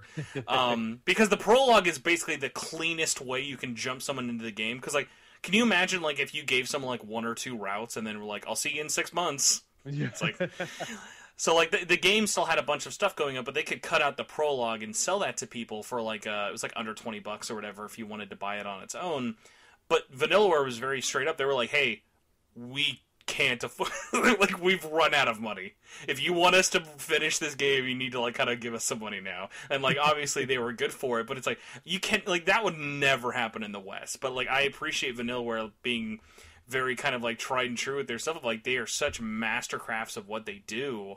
And, like, it really shows and it works, but it is one of those things, though, of, like, even though they make, like, such great games, I remember my big thing was, as soon as I finished 13 Sentinels, I was like, where is the spin-off series with all of them grown up? Because I needed that, like, instantly. Because you know there was so much lore that you never got any of it in the game that you're like, God, I need to know what happened to them all when they were grown up so bad. Oh, absolutely. And like that's the power of those characters. Like when you make characters that are that intense and have that much lore and personality and thought, it's like I just want to spend more time with them, you know? Mm-hmm. I got to see Genji in Groundhog's Day, but there's so much more, you know? God.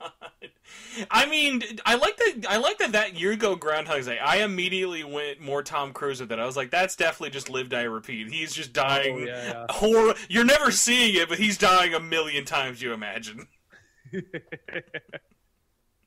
No, Groundhog's Day definitely goes more comedic. Of like, yeah, I don't need to see Bill Murray die. That's probably good. You can kill Tom Cruise in front of me, but I'm emotionally not ready to see Bill Murray die that much. Exactly.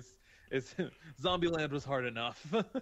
Were there any like I know this is much like a Sophie's Choice thing, but like were there any kind of routes or stories that stick out to you of like, man, we really knocked this one out of the park, or like, oh, I really really liked this, or any underappreciated ones you think like, oh, that doesn't get mentioned enough? I definitely think that that some of the best work we did was on Nenji's route, just because like it is so self-contained, and then he joins in with everybody else, but like his journey with everybody else, Nenji is always the most fun character in any moment. Just like whenever he pops up, you're like, this is going to be funny and silly, and it's going to be a good moment for everybody involved. And like he's going to do something dumb, or he's going to be the chivalrous pervert right now, and he's going to try his best. Like he doesn't know what to do with this, but he's going to try. I think I really liked I really liked Jesus Christ. I always say Sylvain because it's in my mind. It was right after we were doing. It was sometimes after Three Houses, but like shoes route, I really liked a lot as well. Oh because, yeah. Yeah.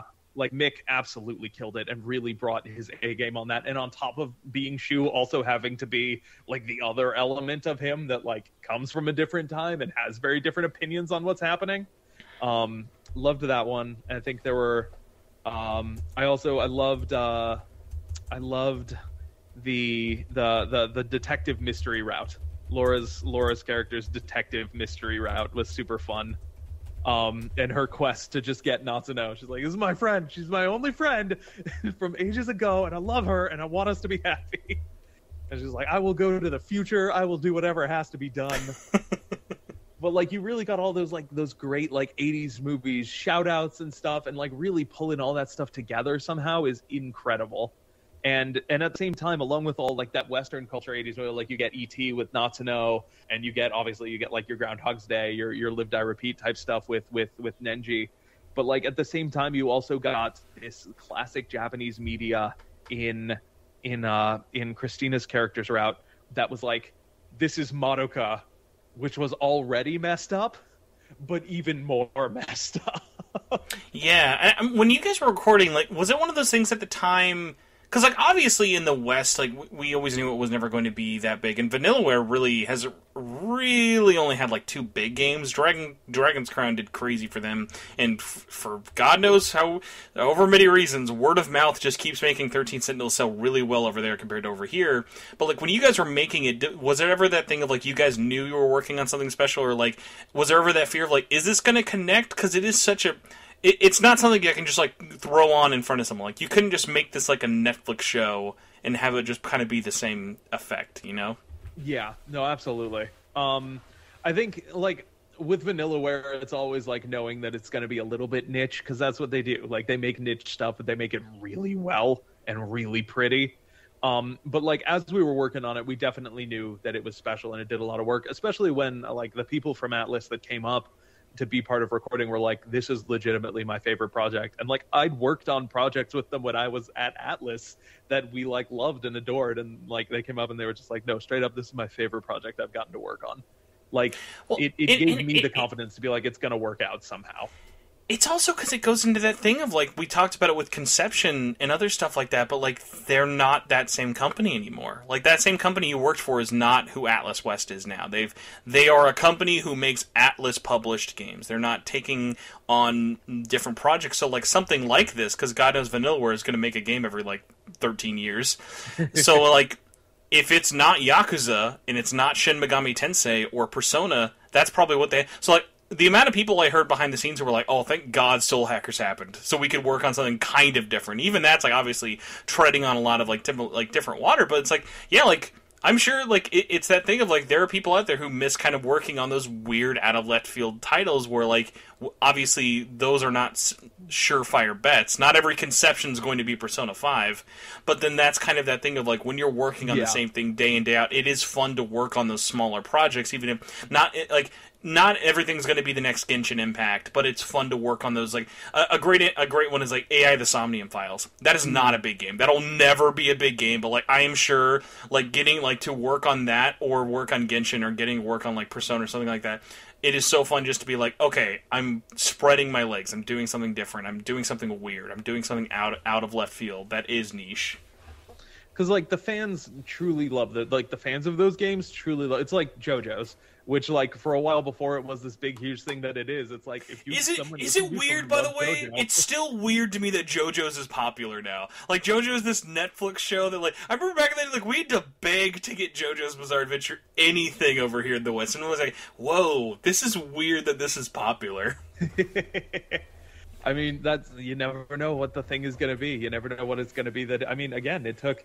Like, and sometimes it's that slow growth, like with Persona, where it was like, cool, 1 and 2 are really good games, and then 3 kind of got this like niche success, this sort of like cult following of like, oh man, I didn't expect Buffy the Vampire Slayer, but a video game, and then 4 built on that, and then 5 was poised to really be as huge and successful as it was because it built on the previous ones. And sometimes it's just like, nope, this came out of nowhere, but it's great, and everybody loves it.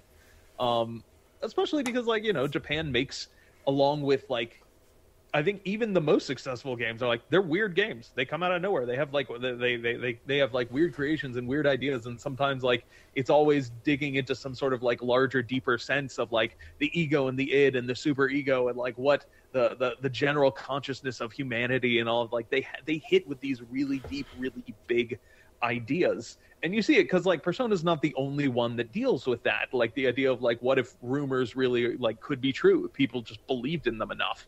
Like, you know, that sort of stuff. Like you see it in other games. I remember there's a number of other games that are like, especially success, that are basically like, what if we made Persona, but like our Persona? And it's like, you know, hey man, I will simp for Caligula any day of the week. Everyone out there, go play Caligula, go play Monarch, go play all the less popular ones because they're all their own unique little like fun flavor. And even like ones that are like super out of left field, like the amount of times I have to just tell people about Falcom games. Go play the Trails games. Go play the Ease games. Go play Tokyo Xanadu. Like all those like super kind of out of left field ones that are like, hey man, we should be lucky we're getting any of these. Like that's why it's always like fun. Of like I love covering like the big stuff, but like for me, a big one, even though I'm sure most people forgot about it, and God knows why they chose to release it the week of Elden Ring, but Monarch, like I still think of Monarch a lot. Like that was such a fun, like different thing for me. Like that was not anything like I was expecting, but I'm like, hey, from original SMT like people's got great music, plays like Valkyria Chronicles or like Natural Doctrine. God, that's another one. You never made anyone who played Natural Doctrine. Man. But like just like those like kind of like fun like because yeah, it's like we know what Persona 6 is going to be. Even if it's really out of left field and saying like it's very rare a series that kind of gets to that point gets that shot in the arm unless you're something known for doing things different like a Final Fantasy. Like spoilers guys. Well, okay, actually that's not fair. Dragon Quest 12 is supposed to be really different, but we had 11 games that were all very traditional. Like that's a series known for being traditional. Like that's why Yakuza 7 was so crazy. Like that series could have just kept making the same game. Like they were coasting. They were happily ready to coast on Yakuza 1 through 9 being all punch 'em ups all the time, and it was like so great to see. Not only did they divert, but then everyone loved it. Like no one was like, "Oh, darn it, RPGs." I hate to see it. Yeah. Like a Dragon was so much fun. And like the way that they sold it too was so great. It's like, no, like he's a different character and he's a freaking nerd. He might not look or act like it, but he's a freaking nerd. He sees the world like Dragon Quest. That's why you fight like Dragon Quest. And I'm like, I appreciate this. That is some deep lore right there. So I have a last personal question because I have minor beef. Not beef with, like, the game itself, but you might be able to give me some insight into this. So, Iori has a very interesting final line to the ending of her story. Mm-hmm. That, I don't know why, it's been in a lot of trailers. People are here to go, is that line meant to be, like, funny or, like, serious? Lay it on me, because I've had so many people. I've talked to people like who go all over the place with it. Is it meant to be like a big epic thing, or is it kind of meant to be like, it is silly, it is like kind of tropey? Like, how do you take her line? By the way, context for it is not a spoiler at any level. Her final line is literally, "I'm not just a high school girl, I'm a high school girl with a giant robot." And then that's it. That's the ending of it. So for you, how did you take that ending? That's because like obviously like that is a peak trailer line, and it's. I'll say that. Okay, I'll give you that. It's trailer worthy. I'll give it a trailer spot for sure. And like, if that line doesn't get you interested in 13 Sentinels, well, any of the I would not. No, that's my problem with it. That's like, no, you can't be like, here's this line. What do you think of the game? That's like, no. Then you're gonna think you're like, okay, am I playing like Mech Warrior 6? Like, what is this game thing? I think when it. Like, obviously 13 Sentinels is this like love letter to the 80s and that era, and like growing up in that and experiencing that and all that sort of stuff. So like, is there a certain amount of cheese in some of the stories because that's what they're trying to echo? Absolutely, for sure. But the way we played it when we were doing it, when we were getting those lines and stuff like that, and like I have to give incredible credit to Allegra here, because like, she's not just any actress. Like, she really can. She comes at it with all of these incredible ideas, and she always has these questions that, like, you know, sometimes the people have never thought of about her character, because she truly wants to understand them. But the one thing that we did when we were doing all of 13 Sentinels was that, like, while these things may echo, like, with this, like, sometimes like it's fun, sometimes it's a little more silly, like, this is their lives, and they are dead serious about it.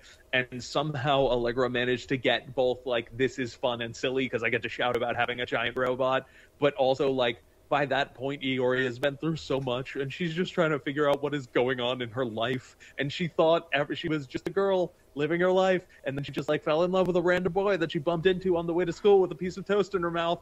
And then all of a sudden there were robots, and, like, this person is from the future, and this person is not from the future, but they're kind of from the future, and this person is from another dimension, and this person is from the past, maybe, and all of that stuff, and all of it really coalesces to the moment where she, like, swipes the start button and, like, finally gets her Sentinel, and is just like, you know what, screw it. This is who I am, and I am about it. Like, they brought both the silliness and the real at the same time. And I know that's not a good answer of me being like, oh, no, I get it definitely way more. And I will say this, because I love the game, and I really do like Allegra's performance as Iori. I just feel like, for me, I feel like someone took an off day for her, because everyone else's story is so personal, it's so big, it's so epic, and I hate that the only thing most people take away from Iori's story, like her personal story in the game. Obviously, she has story with other people, and everything else for it. Hers is mostly about food. I don't like that. Like, I would have liked to maybe keep the tone a little bit more. Let's go more into boys. Give me some Sekigahara sneak out memories or something like that. But hey, it's okay. We'll eat crepes for 3 hours or whatever. That's okay. I appreciate that. So it is just one of those funny ones of, like, it's like you know what this character is like. This is a deep, very multifaceted character, but then their personal story is like, I wanted a little more out of it. And that's just one of those funny things of, like, you're already getting so much from so many different things. Like, if I love 12 out of the 13 different, like, playable scenarios for it, and one just is them eating food, how mad can I really be? You know? Because, like, what's crazy, especially about Iori, is that, like, her story, like, she has her personal route where you are playing as her, but, like, she features in various ways more than literally any other character. Like, exactly. She is the thing that ties them together, you know? I think that's the other big one. Is, like, it's not like I have a personal grudge against, like, whatever the story they had with it. It's because she has so many different like, she plays so many different characters too. Like, in different ways, while also still being Iori. So it's that thing of just, like, man, I just want, like, it's kind of like, probably like a similar thing people had with, like, Star Wars, of, like, man, I would have liked to learn a little bit more about Luke, but that's okay. I guess he's gone. That's his story. Okay, bye. There's no more to tell. Sorry, everybody. Luke did what he had to do, you know? He was ready. But you know what? He caught the lightsaber at the end, so they undid everything, so nothing matters anymore. So they fixed it, everybody. Hollywood storytelling. No one had any problems with that movie. But you know what? Speaking of things, no, people will not definitely have any problems with. I do want to at least. Actually, I do have to give a shout because you mentioned this, and I have been playing a lot of Three Hopes and Three Houses before then. Because we talked about 13 Sentinels could feel like a lot on the outside. Three Hopes and Three Houses, that is a lot. Jesus H. Christ. Yeah. I cannot imagine the cacophony that goes into recording a character and then imagining the work that goes into, like, everybody who has to, like, just get that to come together. Like, the fact that, like, that's a worldwide release in Japanese and English and all these other languages all at the same time, like, that blows my mind. But obviously, like, for you, it's kind of just being, like, a more singular character with that. Like, what is it like being in that world? Because it's, like, it's so much bigger than just, like, one section or one house or one fandom or anything like that. Like, yeah, like, I can't even, like, kind of fathom it with it. Like, how do you feel being in, like, the Fire Emblem, like, 3 verse? I mean, they built so much lore into that world, and to the point where, like, sometimes it's literally just a line. It's one line that you get only on one route if you have this particular support, and then it's like, oh man, that totally reveals the truth about this other character, and you would never get it otherwise. And what's so cool about that is that it really dives into that, like, the shades of gray thing. Because, like, everyone has their opinions about who their favorite lord is and what their favorite route is and all this sort of stuff, and you should. Like, that's why, you know, like, play that game, have your favorite opinions. But, like, that, like, can't be denied is that, like, that whole game is shades of gray. And everybody is a little bit right and a little bit wrong and, like, making some bad choices and making some good choices. And it's one of those things where you truly get to, by being a part of it, you truly get to live in and experience that world. Because at the end of the day, like, Ignatz is just Ignatz. He's doing his best. Like, he sees the world around him, and, like, yes, he starts off in the Alliance, but he can be convinced in other routes. He can be shown different ways, and he has his own personal goals that are, you know, that are sometimes aligned with and both underneath and sometimes also, like, above other people's, like, larger scale goals about Claude being like, racism sucks, let's end that. And, like, yeah, it does, and we should. And, you know, it's all of these large scale things are patterned in with all of these, like, much smaller scale things. Like, Raphael is just a dude. He just wants to eat. He just wants to eat and work out and, like, have his friends. But if you do his story with Ignatz, like, you find out, like, all of this stuff about, like, his parents and how he is coping with loss in a way that isn't similar to any other story about someone coping with loss, where it's like, hey, this is traumatic and it's affecting my whole life. He has found a way past it because he knows that that's the only way. And all of that is something you could absolutely not experience at all if you chose to go another direction and never interact with them or never have them interact with each other. Like, the lore and the world for those games is so deep and so intense, and the history is, like, so brilliantly plotted that it really could become anything. And that's the power of that game, is that they literally changed one event for Three Hopes and the whole game shifted. Like, everybody's opinions and character shifted because this one event was different. And that, to me, is the sign of a well-built world and a well-built series. Have you gotten to play much of it, by the way?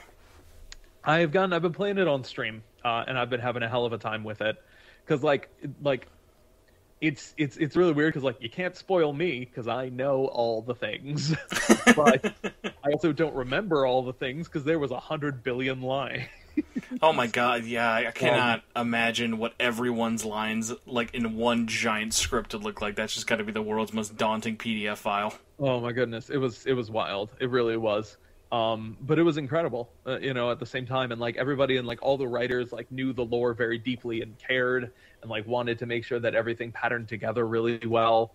And I mean, like, it's also such, like, a big team effort, because, like, honestly, like, I knew a lot of the people at 8.4 who worked on the English version specifically, but honestly, Omega Force and, like, Koei Tecmo, like, they also have so much, like, put into it, because, like, I remember a tiny line, like, little line of, like, a kind of joke came up recently, but it led to a good conversation of, they were joking, like, what kind of name is Shez?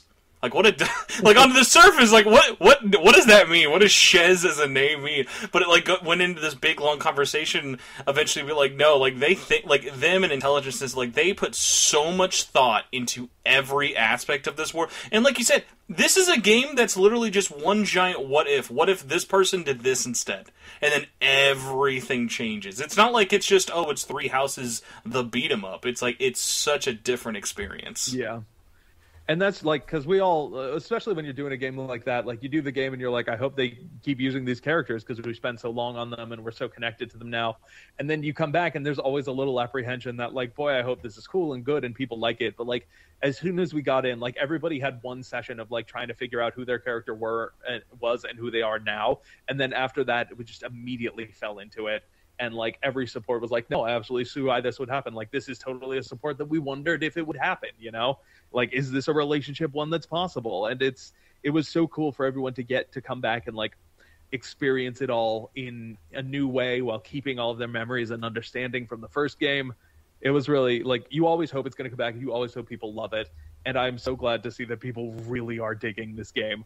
Like even the people who are like, oh, I don't know, I'm not a fan of Warriors games. It's like, okay, yes, but this is also very truly a Fire Emblem game at the same time. And like they're playing it and like, I love it. I can't put it down.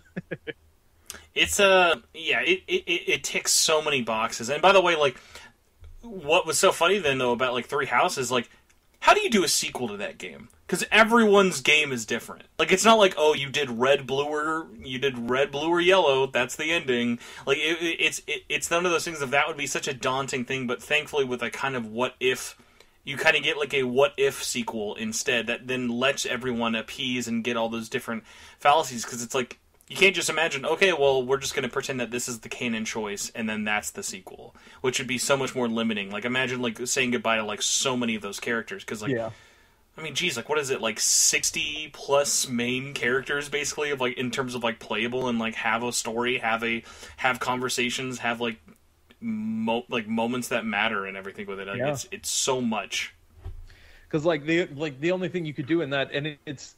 Like, even if you went Mass Effect style with it, it would be nigh impossible to consider, because it, like, you know, it wasn't even just like, hey, what if we made this choice in this moment instead of that choice? It's like, no, this is like a whole war. This is a whole thing that could have happened or might not have happened in somebody's game. It always reminds me of that old Penny Arcade comic that they had where they were talking about Mass Effect 4, Mass Effect 3, and they're like, oh, man, like, what do you mean, Ashley? Ashley's been dead for 2 games. You shepherd a bird parth, right? Like, what choices are you making? Oh my gosh. Do you have any other kind of like more recent ones, by the way? It doesn't have to be Atlas related at all. Like, have you had any other kind of like recent roles or experiences that you've enjoyed kind of seeing finally come out there or getting to work on that might be public? I mean, obviously, holding in everything about Three Hopes for a while was always, boy, it was just like, oh, I want to talk about it and share all this stuff because people are going to be so excited, but I can't.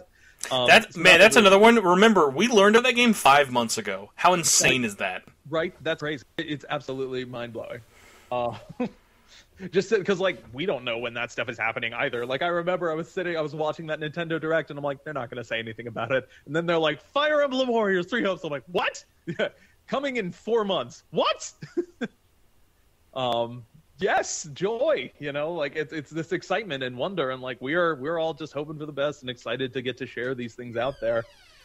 Soul Hackers is going to be really good. I'm really excited for everyone to get a chance to play that game. It's it's real good. The cast is great. The performances are really great. It is a whole different way to experience this like SMT world and understanding, and I really like it. I'm really excited about that one. I mean, and anime stuff now is mostly almost immediate, so there's not that sense of like, oh man, I really hope people get like, it's like, no, like we recorded, you know, last week's episode this week, and so it'll be out next week, which is super cool and fun. So it's always cool when like characters get back and I get to pop over into some anime stuff. But like gameplay wise, it's all just, you know, things are coming out. We're always hoping for the best, seeing whatever the next thing that we worked on that's going to pop up is going to be. Yeah, by the way, with bringing up Soul Hackers, I was curious, because we mentioned, again, it's a sequel 25 years in the making, mostly because no one thought it would ever get a sequel. Because this is one that comes up a lot, and I'm not sure how much ever this would like kind of factor in with you. The amount of people who are like, oh, it's called Soul Hackers 2. Do I need to play the first one? And you definitely don't. It's its own thing. Yeah. But if you've played the first, you will get a lot of, like, you'll pick up on things. You'll be like, hey, I know Victor. It's not just going to be like, who's random vampire guy? So, like, there will be callbacks. There will be interesting things. Well, the story is definitely standalone. But I was curious, for you then, was it a thing of all, like, were you trying to match the tone at all, maybe, of the first game's direction, matching any sort of similar thing to that? Or did you kind of, much like the game's direction of, like, obviously there are similar things with it, but we're doing our own thing. This is in the future. It's a very standalone on its own kind of title. It is definitely its own experience, and having it be its own experience is definitely like the right way to go with that. Because again, Soul Hackers was cool, but it was very niche. You know, it's coming in with like any kind of direct sequel to that would be tough, because again, it's a whole lot of characters that, you know, not everybody would know or have this experience with. And I think while we weren't necessarily trying to capture the same tone, because Soul Hackers 1 is so 90s. It is so definitively 90s. In the best way, though. Yeah, in the best way. And it's so fun, but it was like, you know, hacking was like the thing that, like, cool people did is, man, all these mysterious hackers and stuff. Like, while we weren't trying to capture that same tone, we were trying to capture that same heart, the same idea of like this future that we can't possibly comprehend right now, but is every day for the people that experience it. Like they understand where soul hacking fits in with their world, even if it's not something that they have heard of before it literally happens, you know? Mm-hmm. It really is. We just wanted to make sure that we got that same heart, that same sense of like, it's a team and an adventure. And that's the key to so many Atlas games and so many JRPGs, because it really is, at the end of the day, it's about friendship and it's about fighting God. Because it's it's this sentiment like, cyber God this time. You have to soul hack cyber God. Whatever form God comes in. Is it the Holy Grail this time? Is it freaking? You know, I've heard the final boss. Yeah, forgot to tell you the final boss of Soul Hackers 2 leaked. It's actually just a giant life-size Laura Bailey as Nemissa. Isn't that what happens? Boy, wouldn't you like? It's gonna be a surprise. It is one of those things of like I'm almost more excited for other people to get it, just to be like, because I'm obviously in. Like, Soul Hackers was such a favorite of mine growing up. Like, that came out right around, like, that was like such the perfect time, because I was even aware of that like as an import thing back in the day. Because Jesus, what else were people playing on the Saturn? But it was such a funny thing of like, I'm curious how this is going to kind of stand. I think it is poised for success in a lot of ways. I think it coming out on basically everything, like it being a next-gen game, is going to be really big as well. Well, current-gen. Next-gen's been out for 2 years. We can't keep calling it next-gen forever. But, like, for the 5 of us out there with a PS5, we'll really enjoy playing it that way for it. But, like, I'm excited. I think they've done a good job. I still think there's a lot of good things for it. I know, because I read all the previews in there, because they did show off the English dub and the game at Summer Game Fest, even though no one talked about the English voice acting at all. But I did poke a couple of people who played that English build. Everyone has really enjoyed it so far. It seems like it's been really, really good. I love the casting in terms of I basically didn't know anybody from past Atlas stuff outside of, like, Erica. Mm. And obviously, like, I don't know who was like, hey, we need to typecast Megan as another cybernetic AI person, but that was perfect as well.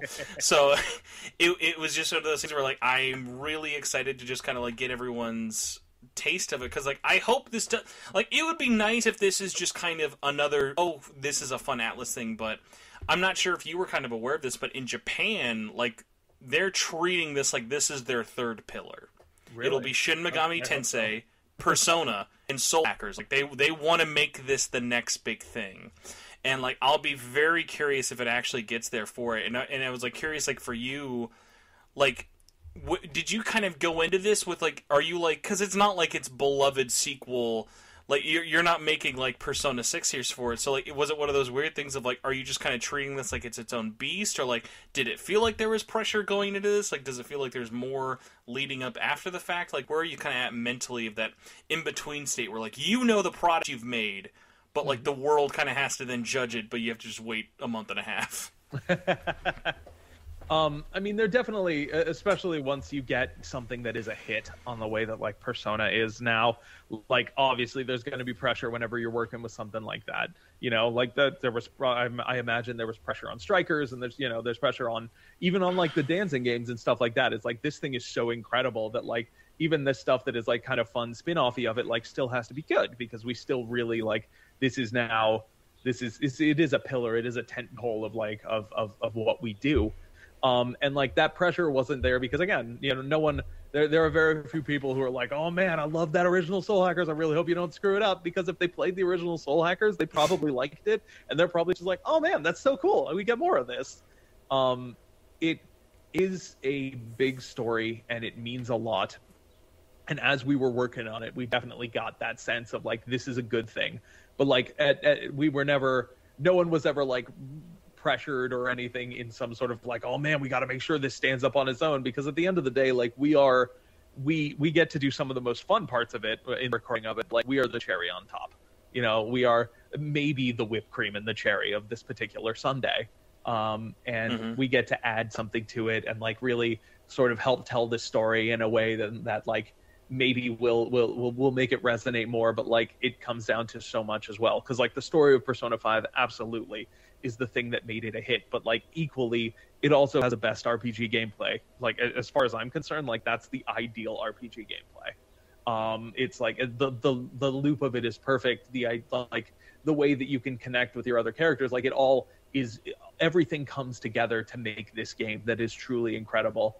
And we are just tossing on that last little bit and getting to help define these characters. Because like if there was no voice in it, the characters would still be exactly who they are.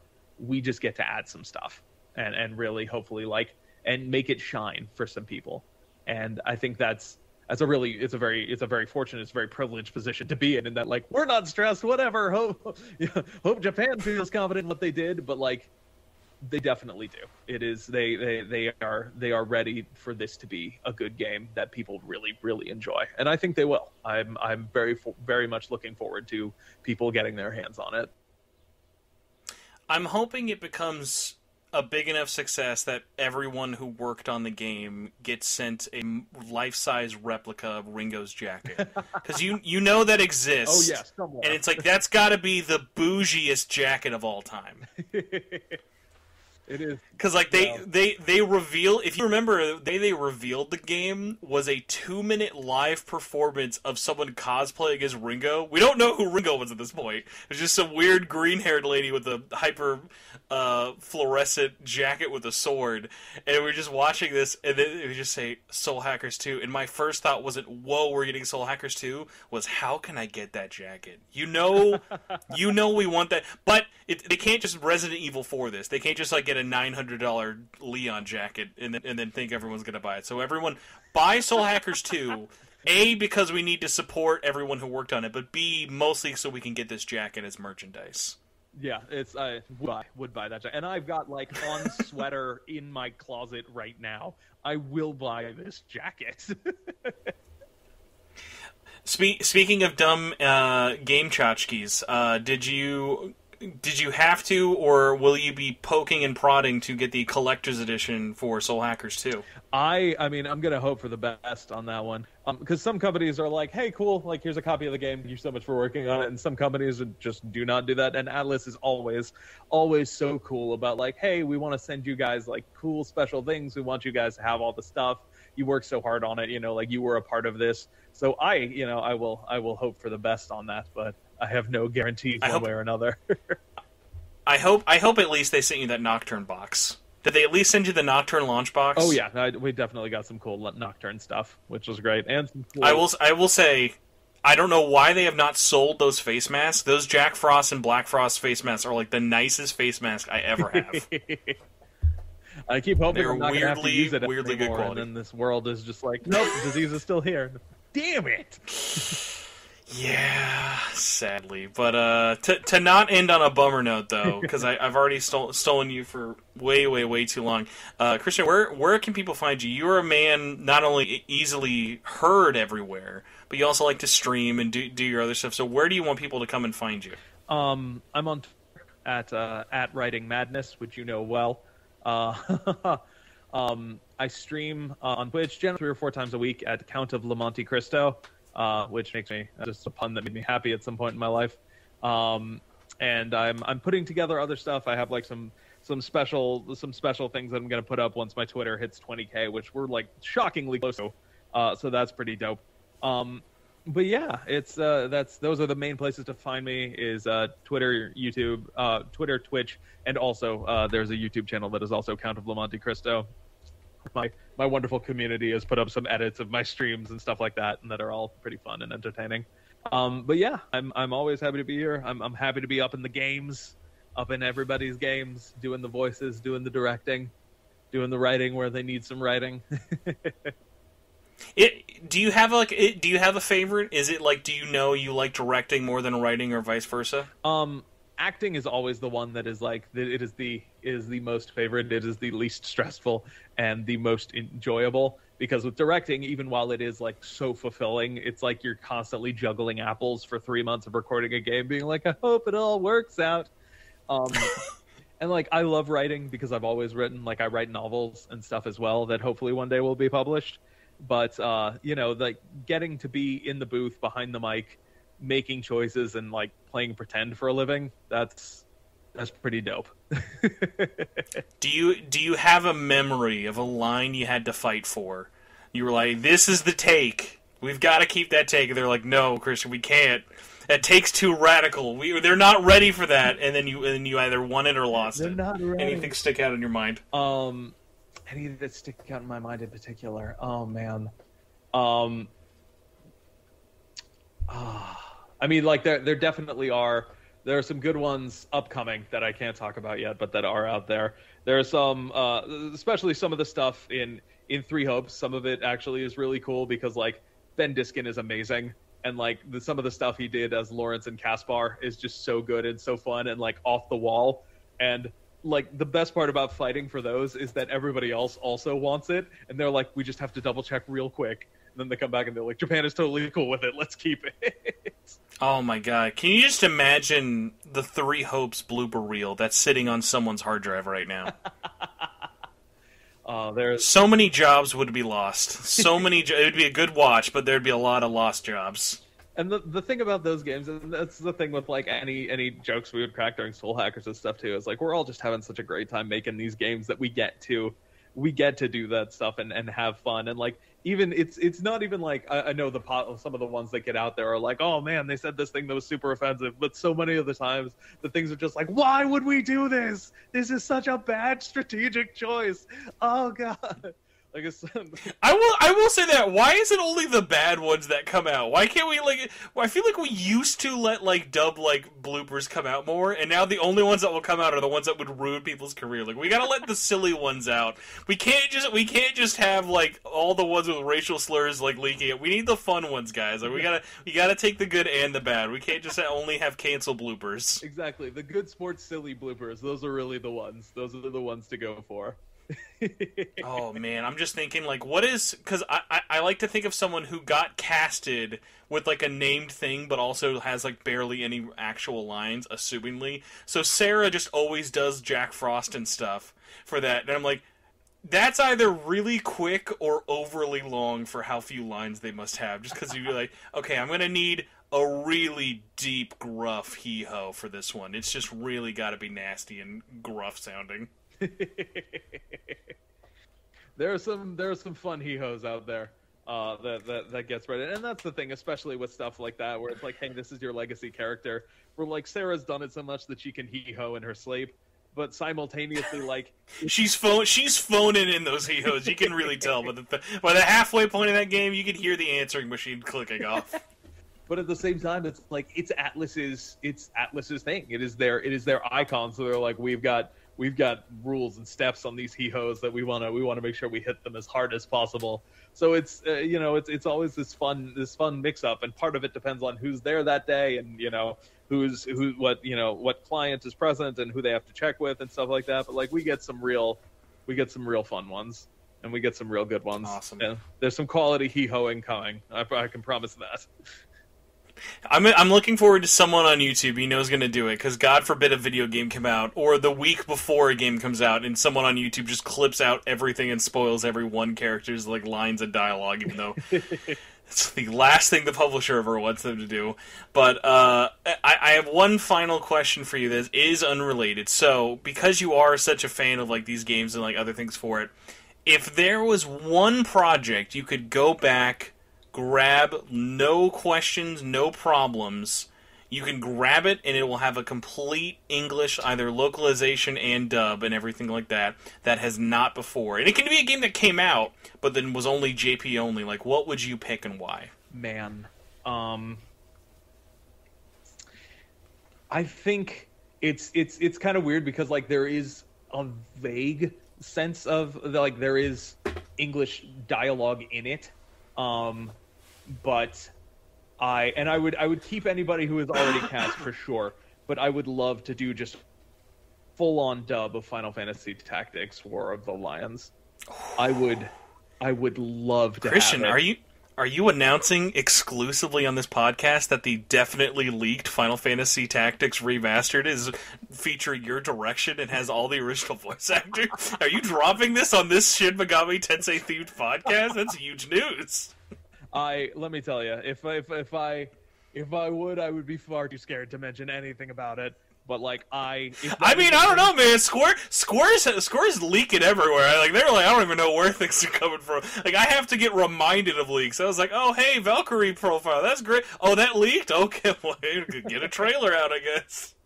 But like those Final Fantasy Tactics, Final Fantasy War of the Lions, and Tactics Ogre, like any of those Matsuno games, are just so good and so deep and so intense and so deeply Shakespearean. I would love to see those with a full scope of things. You've opened a Pandora's box of things I could ask you, so I'm going to hold myself back, but I also love any of those for it. Where is your vibe check right now for the Diofield Chronicles? I am very excited for that game, and I think too many people are sleeping on it. That's out in 2 months. That's the stuff. There's so much. We are living in a time of just like we are drowning. If you forgot what the Diofield Chronicles is, that's okay. This is a safe space. You can admit it. I know not a lot of people are into. If you forgot and want me to remind you real quick, I can remind you what the Diofield Chronicles is. This is a safe space. You can admit it. It's fine. Oh no, like I've got that. It's any strategy RPG. They appear in my brain. They exist on the periphery. It's just like, hey, this is just be ready for this. And like, do you know by the way, because most people definitely didn't know this when I was watching the announcement, that is also by the same people who made Monarch. I did not know that at all. That is new to me. I mean, it's the weirdest thing. Music by the guys who did Game of Thrones and Pacific Rim, writing by the Fire Emblem team guy of Awakening, and made by the people who did Monarch. I'm like, all right, line it up, I guess. It's the dream team here, guys. I'm excited for it. And that's the thing. Sometimes that's quality way too complicated, but like I believe in this. I believe in this one. I'm ready. But yeah, so you did bring up a weird one, because like honestly, especially with like all the leaks and the things that we know are for sure coming, or other things that were like when. Are you more of like, do you want to see FF Tactics first, or do you want to see Tactics Ogre? Because I think both are coming, but I think one's a remake and one's just a remaster. And honestly, at this point, I'm too scared to ask which is which for us. But it's like, they are different enough, and it is one of those things of like, I think I would say Tactics, but then I get into that thing of like, do I want them to go PSP and keep the War of the Lions one, or do they try and go back to that original of like, do you have like a favorite either way in terms of either Tactics, Ogre, Fantasy, or War of the Lions style or original? My Shakespeare nerd ass is very much loves the War of the Lions and the Thous and the Let Us Cling Together edits as well that they had for Tactics Ogre. Like, I loved those fresh translations for them. Not that I thought there was anything wrong with the originals, because I played the originals a lot, and even, that was the case with games at that time. Is like, sometimes this line doesn't make any sense, but like they did their best because that was all they had access to. It was like the story was always on on Xenogears, where it was just like it was one dude one person who was just like, we're going to do our best with this huge ass script that doesn't make any sense because the game is confusing as it is. Well, it's also confusing and unfinished. It's like, good luck, everybody. Get that part 3 any day now. Any day now. Xenogears Part 3 is coming. We know it. It's ready. You know what? I've already joked with my friends. Cause like, guys, just wait. Nintendo's gonna screw us all over. We're gonna open up Xenoblade Chronicles 3, and the reverse cover just says Xenogears 2. They're gonna blow our minds. We don't even know anymore. Oh god, it was them the whole time. The Weltall, it's back. No, that's such a great one though, because like honestly, that's such a thing of like I mean, obviously going into like the tactics genre with it, but yeah, FF Tactics with like just more in like more modern day like quality of life stuff would go such a long way. Oh yeah, and I think that one's the best to get people into it. You know, like there's like the Fire Emblem to Final Fantasy Tactics War of the Lions pipeline, like that is for real. Because it's like it's that same level of like, man, look at this story of like gray morality and like everyone's just doing their best in a world that's like sometimes really harsh. But like you absolutely have to love those two before you get into Tactics Ogre, because man, Tactics Ogre will just kick you while you're down. Not only in the difficulty of the game, but just like, hey, do you want to make a good choice where people live? That's tough, because it's not going to happen. Yeah, Tactics Ogre would definitely not be a baby's first strategy game. I would not make that your first one. But if you're a fan of it, they are all super, super good. And I appreciate you mentioning Tactics Ogre, because that is still tangentially Atlas related, because they did publish Tactic Ogre 64. So it all comes full circle on the constantly going off the rails and off topic podcast. Well, I'm happy to share in the off the rails and off topicness, man. Thank you so much for having me. Well, I appreciate it. Yeah, thank you for the chat. We're gonna say goodbye to everyone listening. So everyone, sorry for the later show. I hope you enjoy however long this was. I don't even know. I'm gonna assume it says 3 hours, 2 hours. That's not obnoxiously long. So I appreciate Christian, you for taking the time. I expect another one of these in 2 years. We'll talk about Soul Hackers 3, I think, by then. I will be ready for it. I will be there. But yeah, thank you so much, man. It was really great talking with you. Heck yeah, likewise. Thank you so much for having me on after all this time. I really do appreciate it. No problem. And everyone listening, thank you also for listening to this on a somehow weekly basis. So enjoy the rest of your week, and we'll see you later. Heck Goodbye. Yeah. Bye.